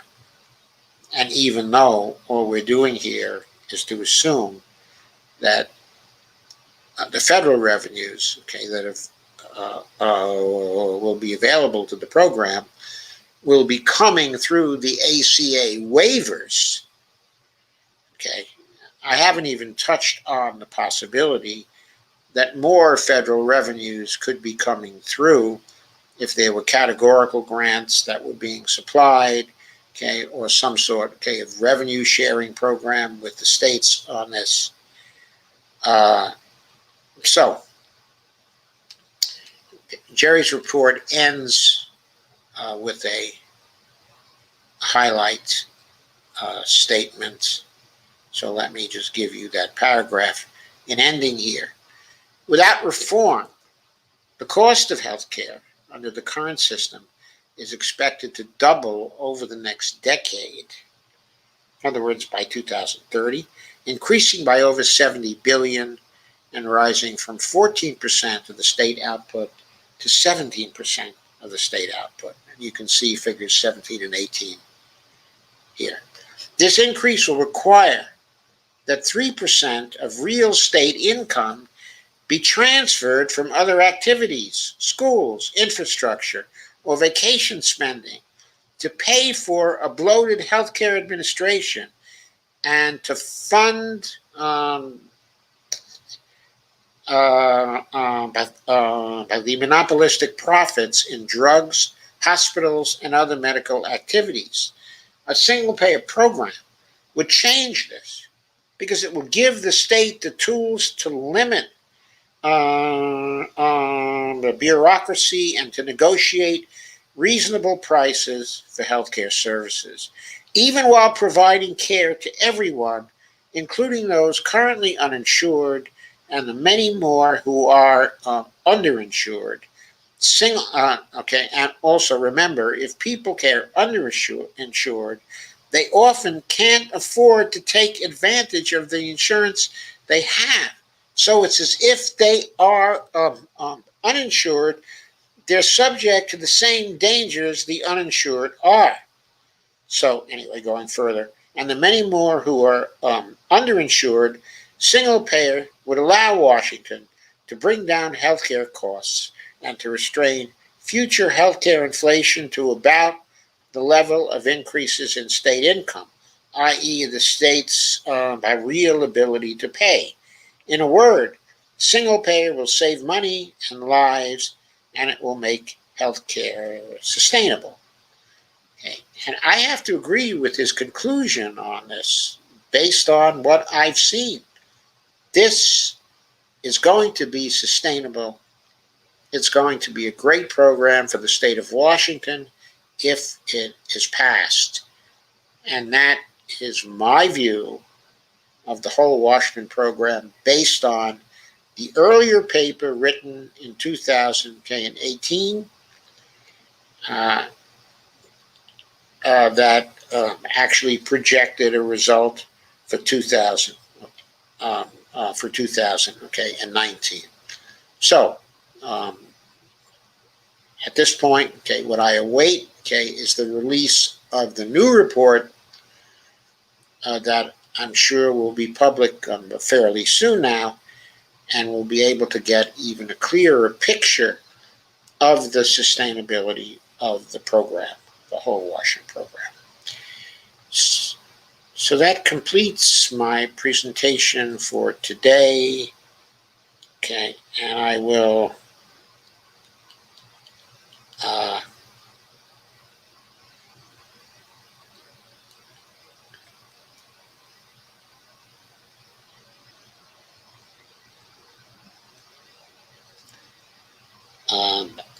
I will now consider your comments.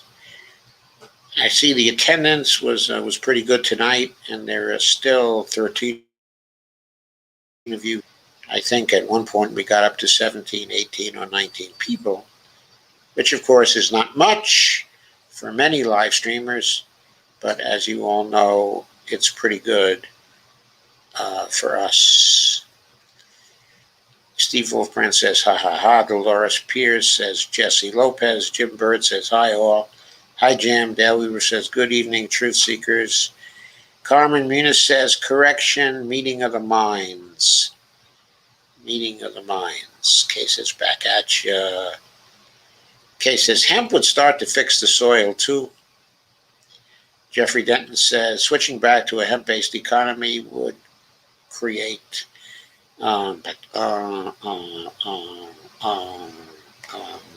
millions of jobs, dozens of new industries, and literally everyone would prosper. I'm a big fan of hemp too. Stephen Hayes says, you're welcome, Joe. GND is so urgent. Carmen says, I hope Howie joins us sometime. Loved the meeting of the minds. He will be joining us again. At least I know that I'm going to invite him again. And so, and fairly soon, I think. Okay, so if I do, he'll certainly be coming on again soon, if he so desires. So, going further. And Steve Wolfbrand says, John Thomas Reynolds. He was the Justice of the Supreme Court, wasn't he?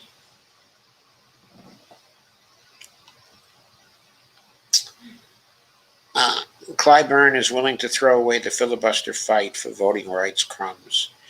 Why don't Democrats have any chutzpah? Because they're bought. Steve Wolfbrand says, John Thomas Reynolds.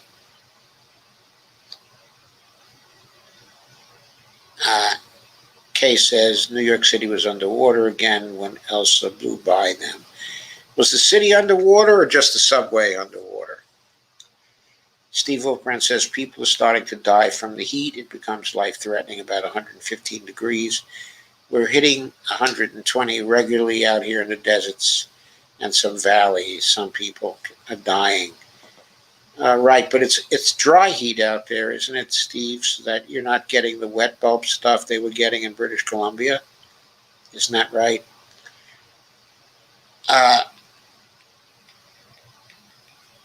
Okay, Jeffrey asks, what reserve? Do you mean the private reserve? Uh, I'm not sure what you're referring to there. Normally, when I refer to a reserve, I refer to the Federal Reserve, but if I was talking, I don't think I was talking whole Washington by 933. I was talking about the climate change problem then. Kay says, Evelina Ponte, you here? Evelyn, Saturday is our fun day. We don't work tomorrow. Yeah, same here. Evelina says, Kay Clark Ryan, hi Kay. Kay says, hi honey. Ghost Start says, Biden's approval rating up 8% after cutting 1.7 B in climate costs from the infrastructure plan. No, it's not about that. Ghost Start says up 8% with Republicans. That's not going to help him too much. Steve says, watch Frank Analysis video today about supporting smaller channels. On point. Thank you. And Carmen Muniz says, solemn and piercing article by Newberger. Yes, it was. Yeah, Newberger is often very piercing. I really like him. He's a very clear thinker. Steve says, if I were king of the forest. And Steve Wolfbrand says, the Wizard of Oz is actually very political. Yes, it is. And Jeffrey Denton says, oh, Toto poppies. And Evelina says, the Wicked Witch of the East. Steve Wolfbrand says, Doc, WTF happened, but to AOC. Steve, I just don't know. She may be sitting there playing possum for a while. I hope that that's it. And that's all. Okay, it is. Okay, I can't believe that the same girl who went to Standing Rock and who was part of that is just totally caving now. Kay says, glad you all are here tonight. Has been a very long and boring day for me. Laugh out loud. Steve says, AOC is now just another pretty face, kind of like me. Laugh out loud. Well, right now she's nowhere near as radical as you are, Steve. Jeffrey Denton says, the billionaire class and YouTubers happen to AOC and anyone else who gets elected without taking dirty money, who's literally attacked savagely in the media by people paid by billionaires to divide progressives, only makes logical sense to people who aren't literally controlled by their emotions. Attack people who don't take dirty money instead of the ones who have been taking it to block healthcare reform for decades. It is ridiculous, isn't it? It is really ridiculous. There are so many people to get angry at, like Clyburn. I mean, why aren't people attacking Clyburn savagely? He's the one who deserves savage attacks, verbal attacks. Steve Wolfbrand says China wants to build a huge solar array in space to blast energy back at us 24/7. Kay says, we don't need one in space, we need it on Earth. I'm actually more interested in space stuff than our dismal political situation. I recommend The Angry Astronaut on YouTube, among others like WAI. What's WAI, Steve? Jeff Denton says, you just wait till the homemade space alien ships are done being built and the Cheetos ridiculous space farce, quote, saves us, quote unquote, all. Saves us all. Kay says, if we make our electric grid local with solar and wind, it would be less hackable. It would. Steve says, the UFO shit is no joke. Watch the documentary, The Phenomena. Okay?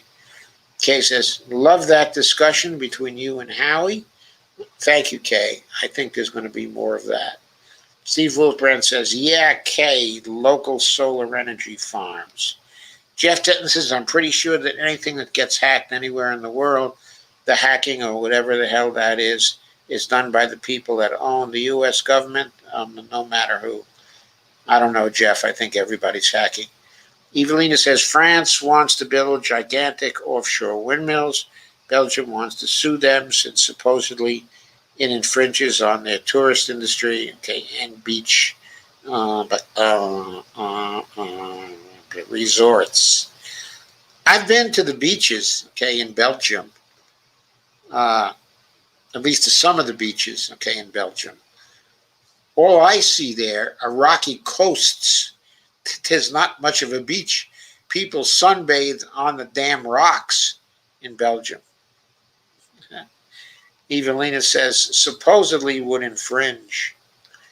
Jeff Denton says yes, anyone can go to wholewashington.org, which the paid division trolls refuse to do, but it's called transparency. Steve Wolfman says yes, Jeffrey, they can change the signature to make it look like someone else did it. Don't believe that shit. Steve Wolfbrand says, Doc, ask them for a red beret and wear it on your broadcast. I have it on good authority that there are red berets that are heading the way of Bonnie and myself, and we're both going to proudly wear our red berets. Matter of fact, I have it on the authority of Laura Fielding that is happening. Kay says, if the grids are local, they shouldn't be able to take out the whole country, though. Steve says, exactly.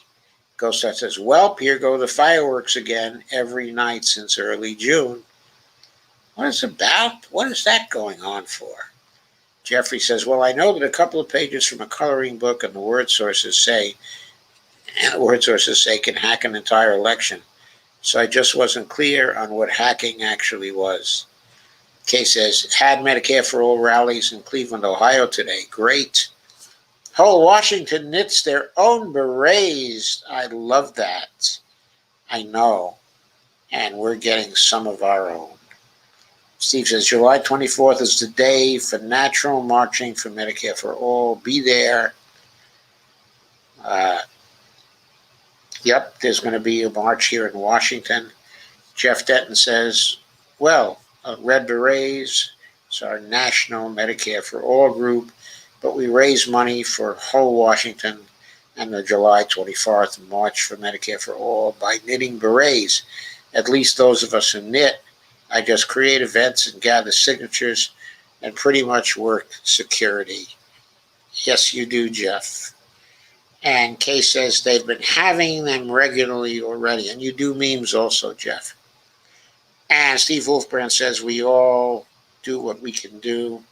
Just as some of our people take busloads of people to Canada to buy drugs like Bernie does. Antonio Cowhouse says, thank you, Dr. Firestone. Thank you for coming, Antonio.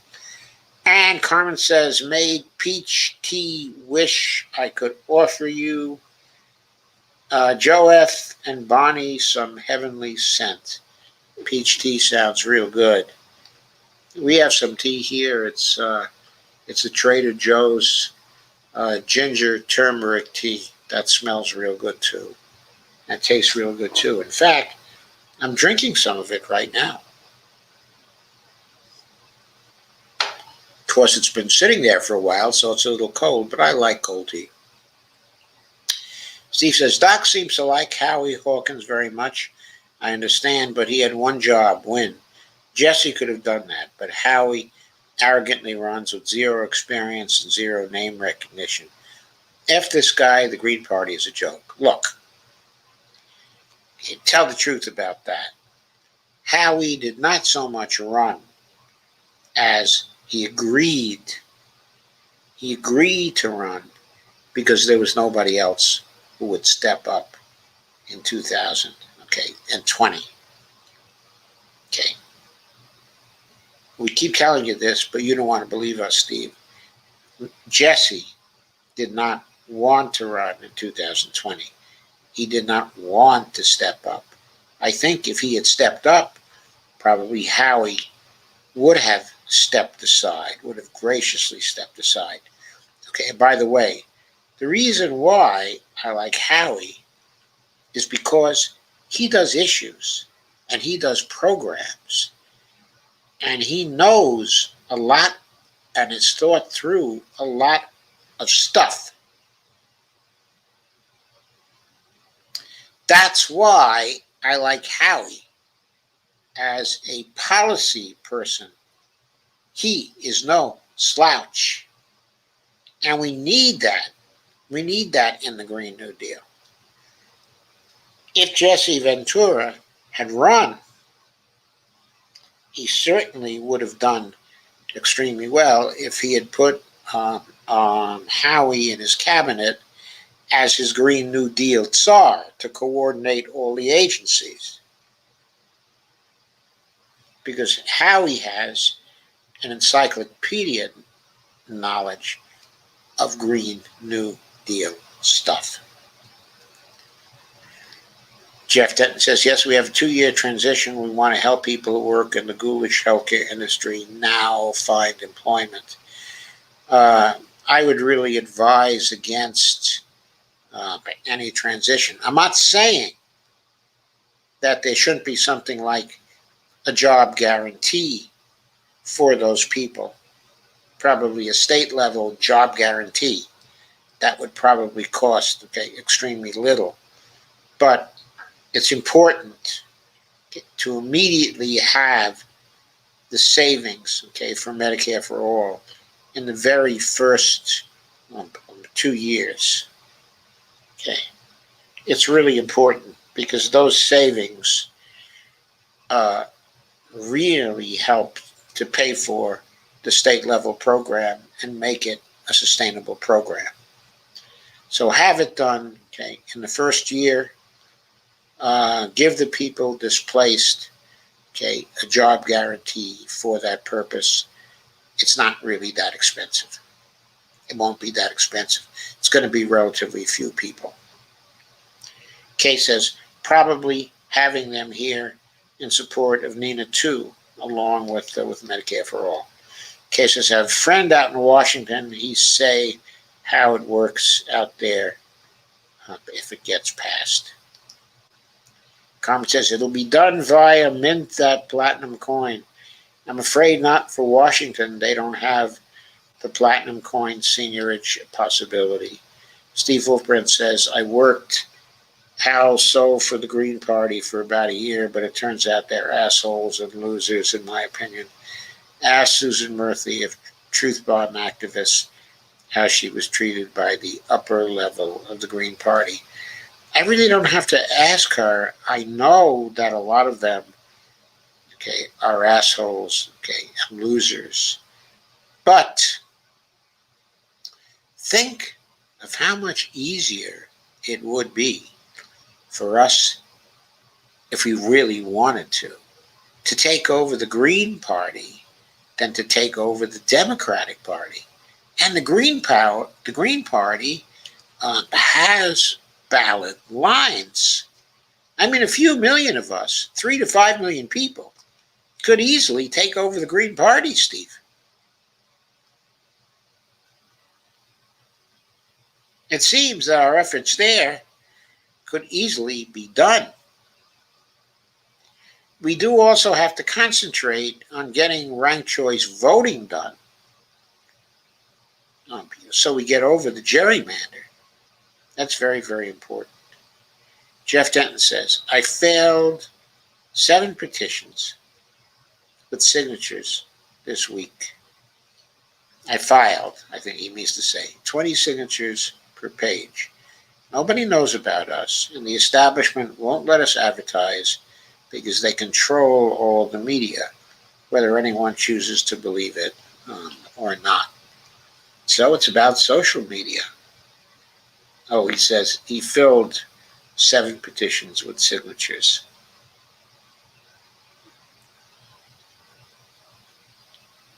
Carmen says, 50% sounds perfect. Jeffrey says, we have to run a ballot initiative because our Democratic-controlled legislature won't give us a hearing in their health and long-term care committee, and our Democratic governor would never sign our bill if it passed legislation anyway. Of course, when I tell the truth about these things, people think that I'm a Cheeto lover when I'm just actually a real Democrat. I know. Okay, says, my friend out there is a vet and had a civil service job there for years.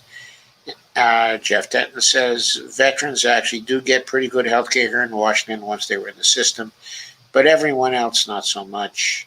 Kay says, I think he is a Vietnam vet. Uh,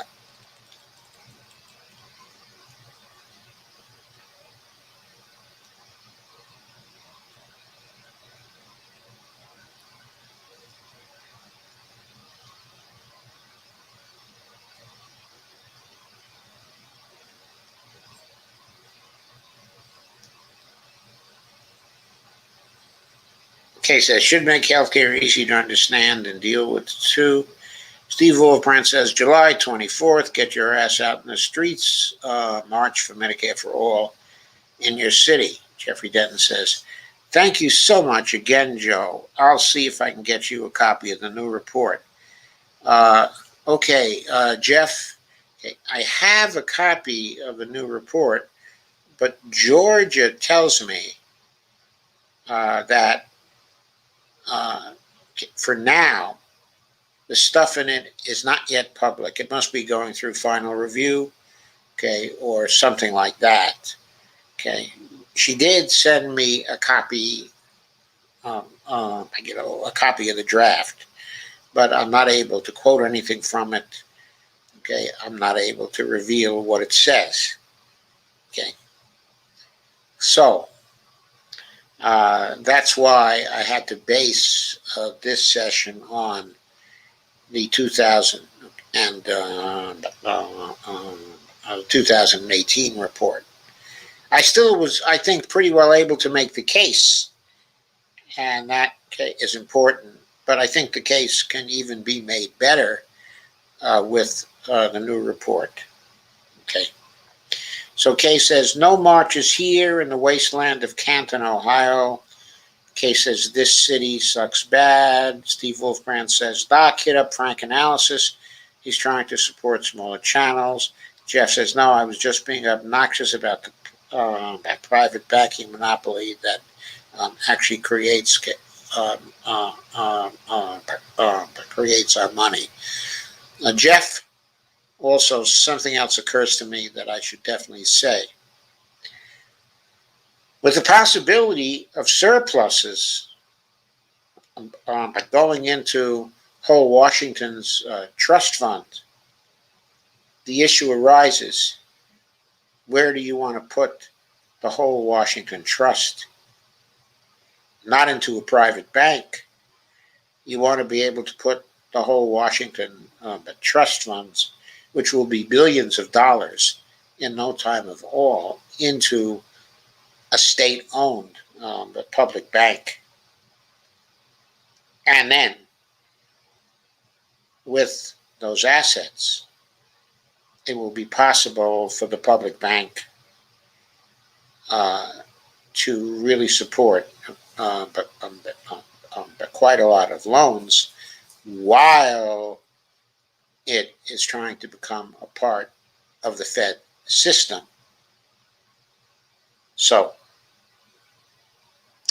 in other words, it has to be a part of the Fed system, but before it's able to make loans and create deposits on the basis of those loans itself. So it has to become part of the Fed system to do that, as I think you know from MMT. Steve says, Doc needs a red beret. Case says, laugh out loud, above 90 degrees. It's way too hot. I lived in Arizona. Case says, hated Arizona. Carmen says, the flying monkeys remind me of Trump's sicking the insurrectionist on the Capitol. Jess says, Tulsi and AOC went to Standing Rock to stand up to the corporations. Angie, what a coincidence. They are the two most demonized politicians in the corporate media. They are demonized in the corporate media. Even it says, think you're right, Dr. Joe, about AOC just playing possum for a bit. Now, I'm not saying that I agree with her actions. I've always thought, as I've said here numerous times. She and the rest of the squad should have kicked Pelosi right out of the speakership on January 3rd, okay, this year. They made a grave strategic error, which we are all paying for, but by her not actually doing that. As it is now, we have a speaker who is against Medicare for all and won't bring Medicare for all to the floor for a vote. How different it would be if Debbie Dingell was the Speaker of the House now, as might have been the result of an emerging process of Democrats casting around for a new Speaker. If Pelosi had been blocked by the squad, they had the votes. They, Jayapal and Ro Khanna together, had the votes to block. They had 10 to 12 votes. They could have blocked her. Real good, real effectively. They didn't do it. It was terrible strategy. They just don't have political minds yet. She has the Machiavellian political mind. They need a little more of Machiavelli. Ghost Art says, Saturday nights, all right for fighting. Fight night. Carmen Mina says, news article said Colombia hitmen, the Colombian hitmen on Moise were hired by Venezuela-related entity. I just hope the war hawks won't use this to attack Venezuela. I think that's far-fetched. Jeff Denton says, awesome sauce. Steve Wolfman says, great show. We're all trying to find our way. And Joe, you're just going to dye your hair back beret from your beatnik days to red. Carmen says, correction, black beret, damn autocorrect. Carmen says, I have ginger and turmeric chews, spicy, sweet, helps the tummy. Yeah. Steve says, that's beer, don't lie, Doc. Steve says, JK. No, it's not beer. I actually can't have beer right now. I'm on a particular diet. Okay, I can't have alcohol at this point. Most of my days are spent completely alcohol-free these days. I hope I get back a test result on Tuesday that frees me up to at least have a little bit of wine in the evening. But I'm sorry, Steve. No beer here. Carmen says, I wish Bernie would click up with Howie, the Green Party in general. Think that would be the winning ticket. Well, it would be the winning ticket, except, of course, the Democrats would move heaven and earth to keep them off the ballot. On the other hand, the Republicans might want to help them to get on the ballots. In other words, if Bernie were to go over the Green Party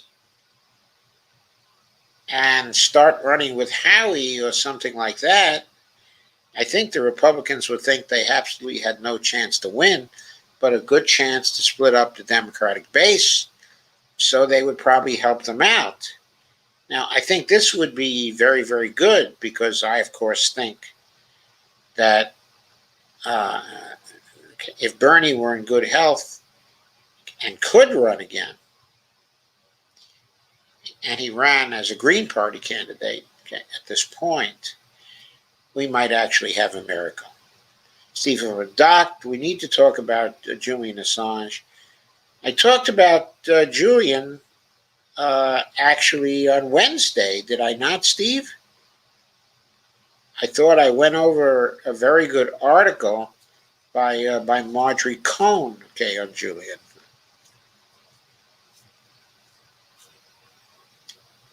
But I will continue to talk about Julian. I mean, that's getting very, very serious now, with the British granting an appeal to the U.S. government. I can't understand the basis on which they granted such an appeal. as I understand it, okay, the U.S., in making a promise, okay, to the UK, did not even provide them an absolute guarantee that we would not torture Julian Assange. We didn't even provide an absolute guarantee. We basically said we're not going to torture him for a while, but later, if we decide to, we still may torture him. That's basically what we said to them. So I thought that was incredible, because what the U.S. was saying is, hey, we've been violating international law all along for years now, and we'll violate it again anytime we please with Julian if it suits our interest. We were pleading guilty to a violation of international law. If Julian dies and his partner, Stella Maris, files a lawsuit at the World Court, the damages, the punitive damages, could be in the many billions of dollars, because it's an open and shut case that the U.S. has been violating international law all over the goddamn place. If I were a world court judge, I'd want to throw the book at the U.S. Jeff Denton says the Green Party filled stadiums for Ralph Nader, that it was destroyed from the inside, like Jimmy Dore claims you can't do, and like the Clintons did, okay, to the Democratic Party from the inside. Of course, and Stephen Donziger. Yes, I do have to cover Donziger. I think I covered one article about him like 4 weeks ago or something like that, but I do have to do more.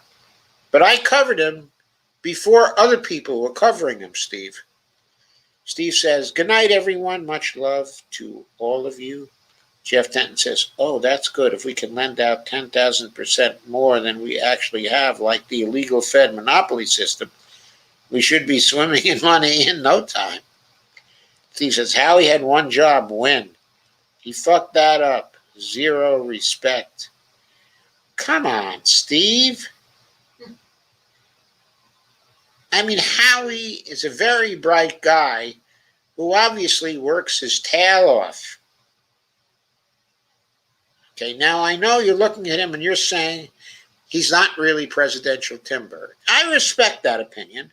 I don't have any problem with that. But outside of that, Howie is one great guy who knows an awful lot. And if you've noticed, in this particular live stream, we value people who know a lot.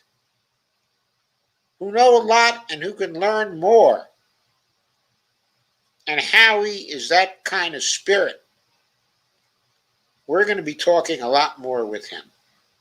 Carmen says, is Jill Stein being pursued to be charged but criminally during Standing Rock? Anyone know?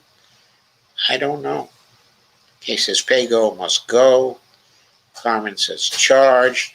Carmen is on YouTube tonight. That's interesting. Jeff says, how are they supposed to force a vote when Pramila Jayapal and Nancy Pelosi won't bring it to the floor for a vote? What the hell is this end game with this forced to vote crap? Hey, Jeff, at the beginning of the year, they forced the vote for the wrong thing. Forced the vote should have been about replacing Nancy Pelosi on January 3rd. If it had been, maybe we would have been able to persuade the squad to do the blocking that we needed it to do. As far as forcing the vote right now is concerned, what you should force the vote for is to run a vacate the chair maneuver on Nancy Pelosi to replace her as Speaker right now to get the thing done that should have been done on January 3rd. Because basically, it's still the same thing. if you can run a vacate the chair motion on it, she will need to win that particular vote to stay speaker. And this time, maybe 20 to 30 progressives will block her because there's no possibility. There's no possibility of Kevin McCarthy sneaking through. So the effect will be that she would have to vacate the chair. Then it would be possible for the progressives to negotiate with the speaker that would give them committee assignments and floor votes and rules changes. They desperately need to have rule changes. So a certain number of people, like let's say 30 people in the House or something like that, can get a floor vote on anything they want to get a floor vote on. They need to have rule changes for that. They need to have the right committee assignments. They have to get rid of the pay-go rule. Now, it's not enough, I know, to get rid of the pay-go rule. You have to get rid of statutory pay-go as well. But it's one thing at a time. You have to get rid of the pay-go rule in the House first. You have to sit Nancy Pelosi down now so she does not run again in 2022. Biden's owners already told his handlers to have him say that he will veto Medicare for all if it crosses his desk. So what good is switching the blame from Nancy Pelosi and the millionaires that own her to the squad? This is just ridiculous. Nonsense designed, to divide the progressives. Because Biden's owners may have already told him to say that he will veto Medicare for all if it crosses his desk. But that doesn't mean he will. That's a threat. 88% of Democratic voters favor Medicare for all. There are primaries coming up in 2022. There are primaries coming up in 2024 where those Democratic voters can have their say. And I'm telling you that if a Medicare for all bill crosses Biden's desk, with 88% of primary voters still supporting it, and it having gotten through the House and gotten through all the maneuvering he will do to get it through the Senate, he is going to bow his head and sign that frickin' bill. If it goes through all that, there's no way he's going to veto that bill. You mark my words. That's just bullshit.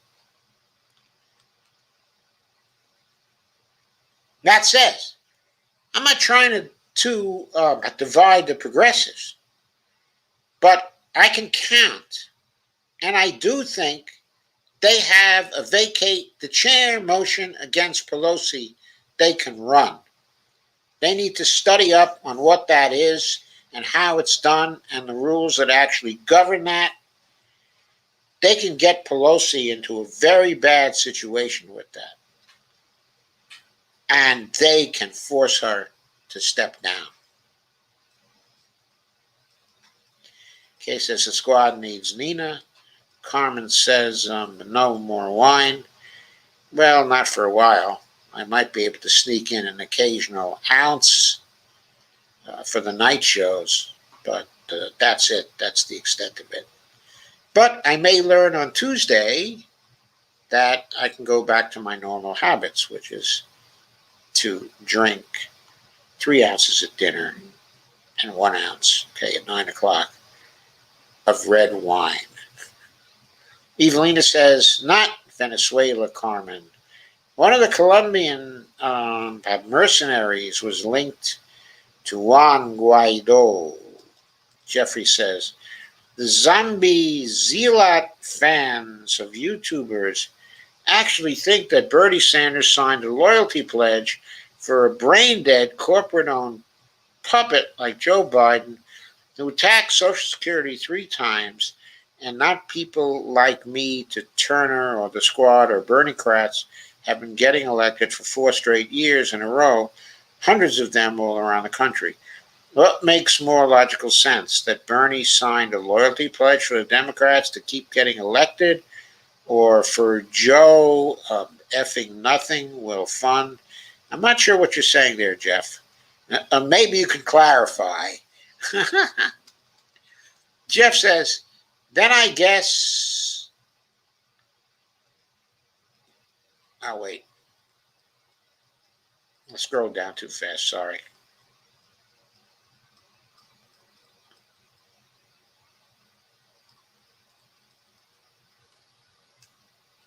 Yeah. Okay, I found it again, folks. Evelina says Colombian guy runs a mercenary company based in Florida, maybe right around the corner from you. Laugh out loud. Carmen says Julian will be crucified in the U.S. Damn you, UK injustices. Carmen says the U.S. won't allow World Court officials into the U.S. Doesn't have to allow World Court officials into the U.S. If there is a decision by the World Court, against the U.S., to pony up in the billions of dollars, of punitive damages, I think the United States is going to pay. I really do. Evelina says, have to stop listening to the Cuban Venezuelan exiles down there in Florida. Laugh out loud. Steve says, THA says, thank you, Doc. Julian needs to be released tomorrow. Steve says, not tomorrow, today. Jeff Denton says, January 3rd was 7 months ago. The entire House of Representatives voted to legalize marijuana 8 months ago after they fully rejected 9 months ago. Why do these people keep bringing up a vote that was literally freaking 7 months ago? Because of vacate the chair, Jeffrey. Vacate the chair can still be done and should be done against Nancy Pelosi. And we also bring it up because the people behind Force the Vote were doing it for the wrong thing and completely neutered their movement because they were doing it for the wrong thing. That's why. Because their strategy was flawed. The right thing to do it for was to get rid of Nancy Pelosi. That was something tangible that would have had all kinds of ramifications in the Congress. Just a pure vote, for Medicare for all. I mean, Pelosi would have arranged it so it would have been sure to lose. She would have taken the proper amount of time, to do it. She would have agreed to it if it had been successful. And she would have manipulated that vote so that it would have been soundly defeated.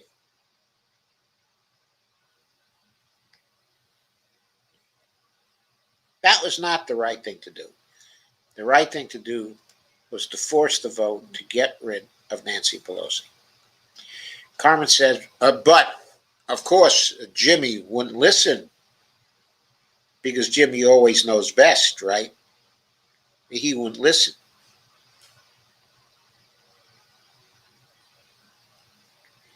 Carmen says, I'd rather Howie instead of in-depth nonsense, ignorant streamliners. Anyway, that run any intellectual guests away.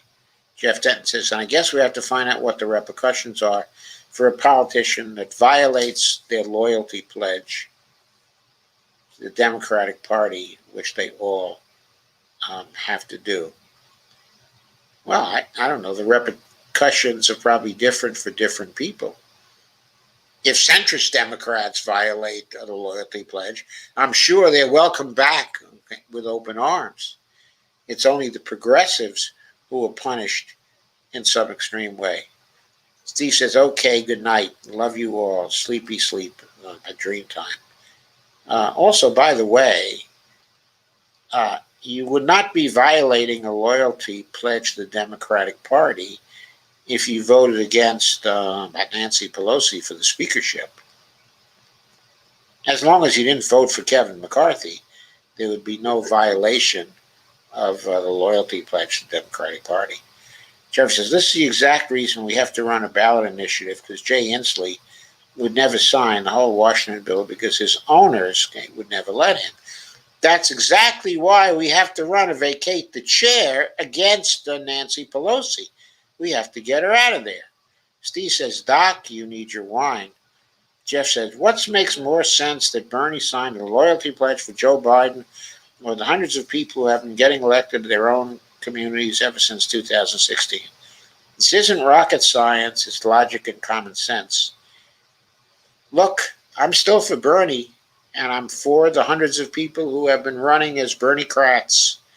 And I think a number of them are going to be running in 2022, and I'll be the first to support it. Carmen says, yeah, and the U.S., in fact, I'm supporting Nina Turner right now. And Carmen says, yeah, and the U.S. will pay the world court fine and whine austerity to the people. Well, are we letting them whine austerity anymore? I don't think so. We're all saying austerity is bullshit, and we'll keep saying that thing. Jeff says, that vacate the chair thing would have to mean that we live in a democracy, and we don't.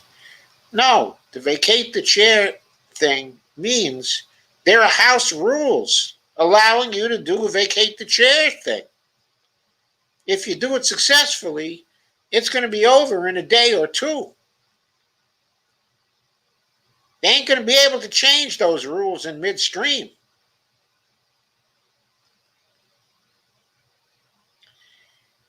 Because the Republicans are going to be tickled pink to see a vacate the chair thing against Pelosi. And with the Republicans and those Democrats who want to get Pelosi out of there, they're not going to be able to make a rule change. So it's not a question of whether we live in a democracy or not. It's a question of whether we can manipulate the rules in the Congress to get her out of there. Carmen says, Evelina, I don't listen to Batista, Cubans, or anyone else. Have my own mind. I read it in an article. Jeffrey says, yeah, Jimmy wants people to think the Clintons didn't destroy the Democratic Party from the inside, that the Green Party is somehow going to magically not be destroyed from the inside again. I don't know. I'm not sure what Jimmy wants people to think. Sometimes I think that Jimmy makes a lot of good points, and he's been the only person who's willing to say certain things, that need to be said. So I'm grateful for Jimmy, but I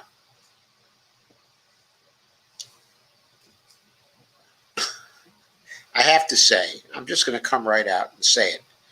I think I know a lot more about politics than Jimmy Dore knows. That's it. That's the truth. Steve says, funny show. Steve says, ITV.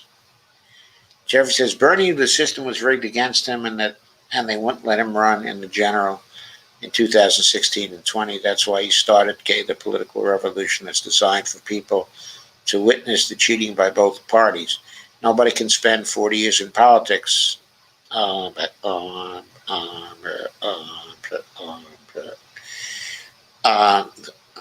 refusing to join either party and not know what the hell is going to happen if he runs for president. I don't know if I agree with that. I mean, I think he knew the system was rigged against him. When he first started running in 2016, he didn't think he was going to be able to get there. But when he saw the people flocking to his banner, I think he changed his mind and thought he had a chance. I don't think he thought they would rig it as much as they did against him. Now, in 2020, he thought that they were going to rig it, but he also thought that he had enough money and enough people who wanted him that he could overcome that particular rigging. Now, I think that Bernie made a big mistake in 2020. That big mistake is when Iowa happened, he should have hit them with a lawsuit right off because they cheated in Iowa. And that cheating allowed the delegate count in Iowa to go to Buttigieg. And Buttigieg had an inside track because the DNC cheated, and Bernie should have sued for that and tied them up in court. At a minimum, they would have been careful about what they did later in New Hampshire. I know that Bernie won in New Hampshire, but they rigged that vote too, or he would have won by a lot more. The exit polls showed that they were way off from the actual final vote. They were way off in a number of other states. They were way off in 6 or 7 states, far beyond the margin of error in those states. Even in California, they cheated him. And they cheated him because he would not defend himself. He raised all that money. He should have spent a good part of it on a staff of great lawyers to give them hell in state after state. That's what he should have done. He even should have contested South Carolina. They cheated in South Carolina too. He should have hit them with lawsuits everywhere, especially in the first few states, to show them that he meant business this time, and that there was going to be a lot of legal trouble for them. Steve Wolfbrand says, disregard. Kay says, this country sucks. Laugh out loud, so screwed up. Steve says, GY, I don't know what that is. And Carmen says, I'd rather listen to Joe than Dore any day. I never was a Dore follower or supporter. Steve says, good night, friendship. Good night to you too, Steve. I certainly agree. Friendship is right. Thank you for all being here. Kay says, they cheated him in West Virginia too. You bet. Joe Manchin cheated him. After 2016 and Bernie's winning the primary, Joe Manchin rigged the party against him for the future.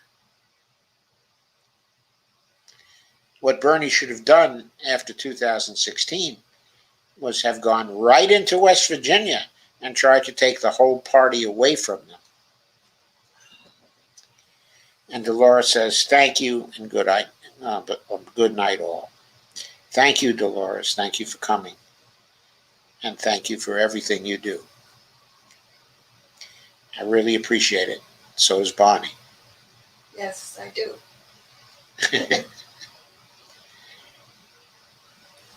Carmen says, good night. Angels on your pillows. Angels on your pillows too, folks. Okay, I'll see you on Tuesday. I'll be working hard until then. I'll be helping out whole Washington, Jeff.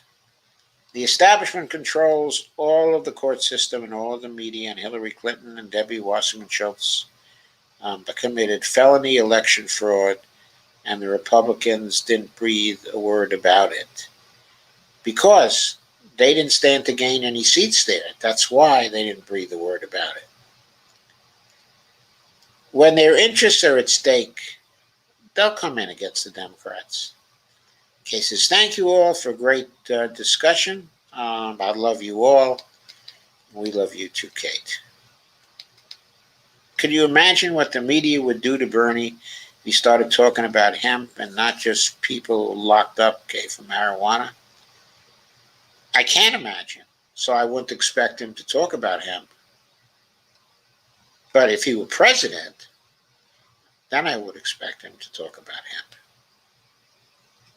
For the rest of the time, he will leave it to us to talk about hemp.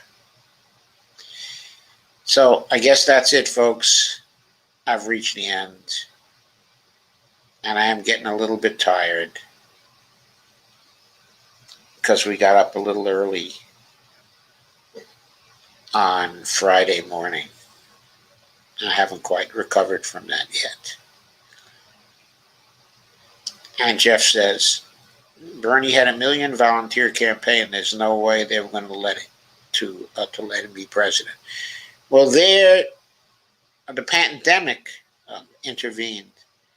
Bernie couldn't unleash the 1 million volunteer campaign.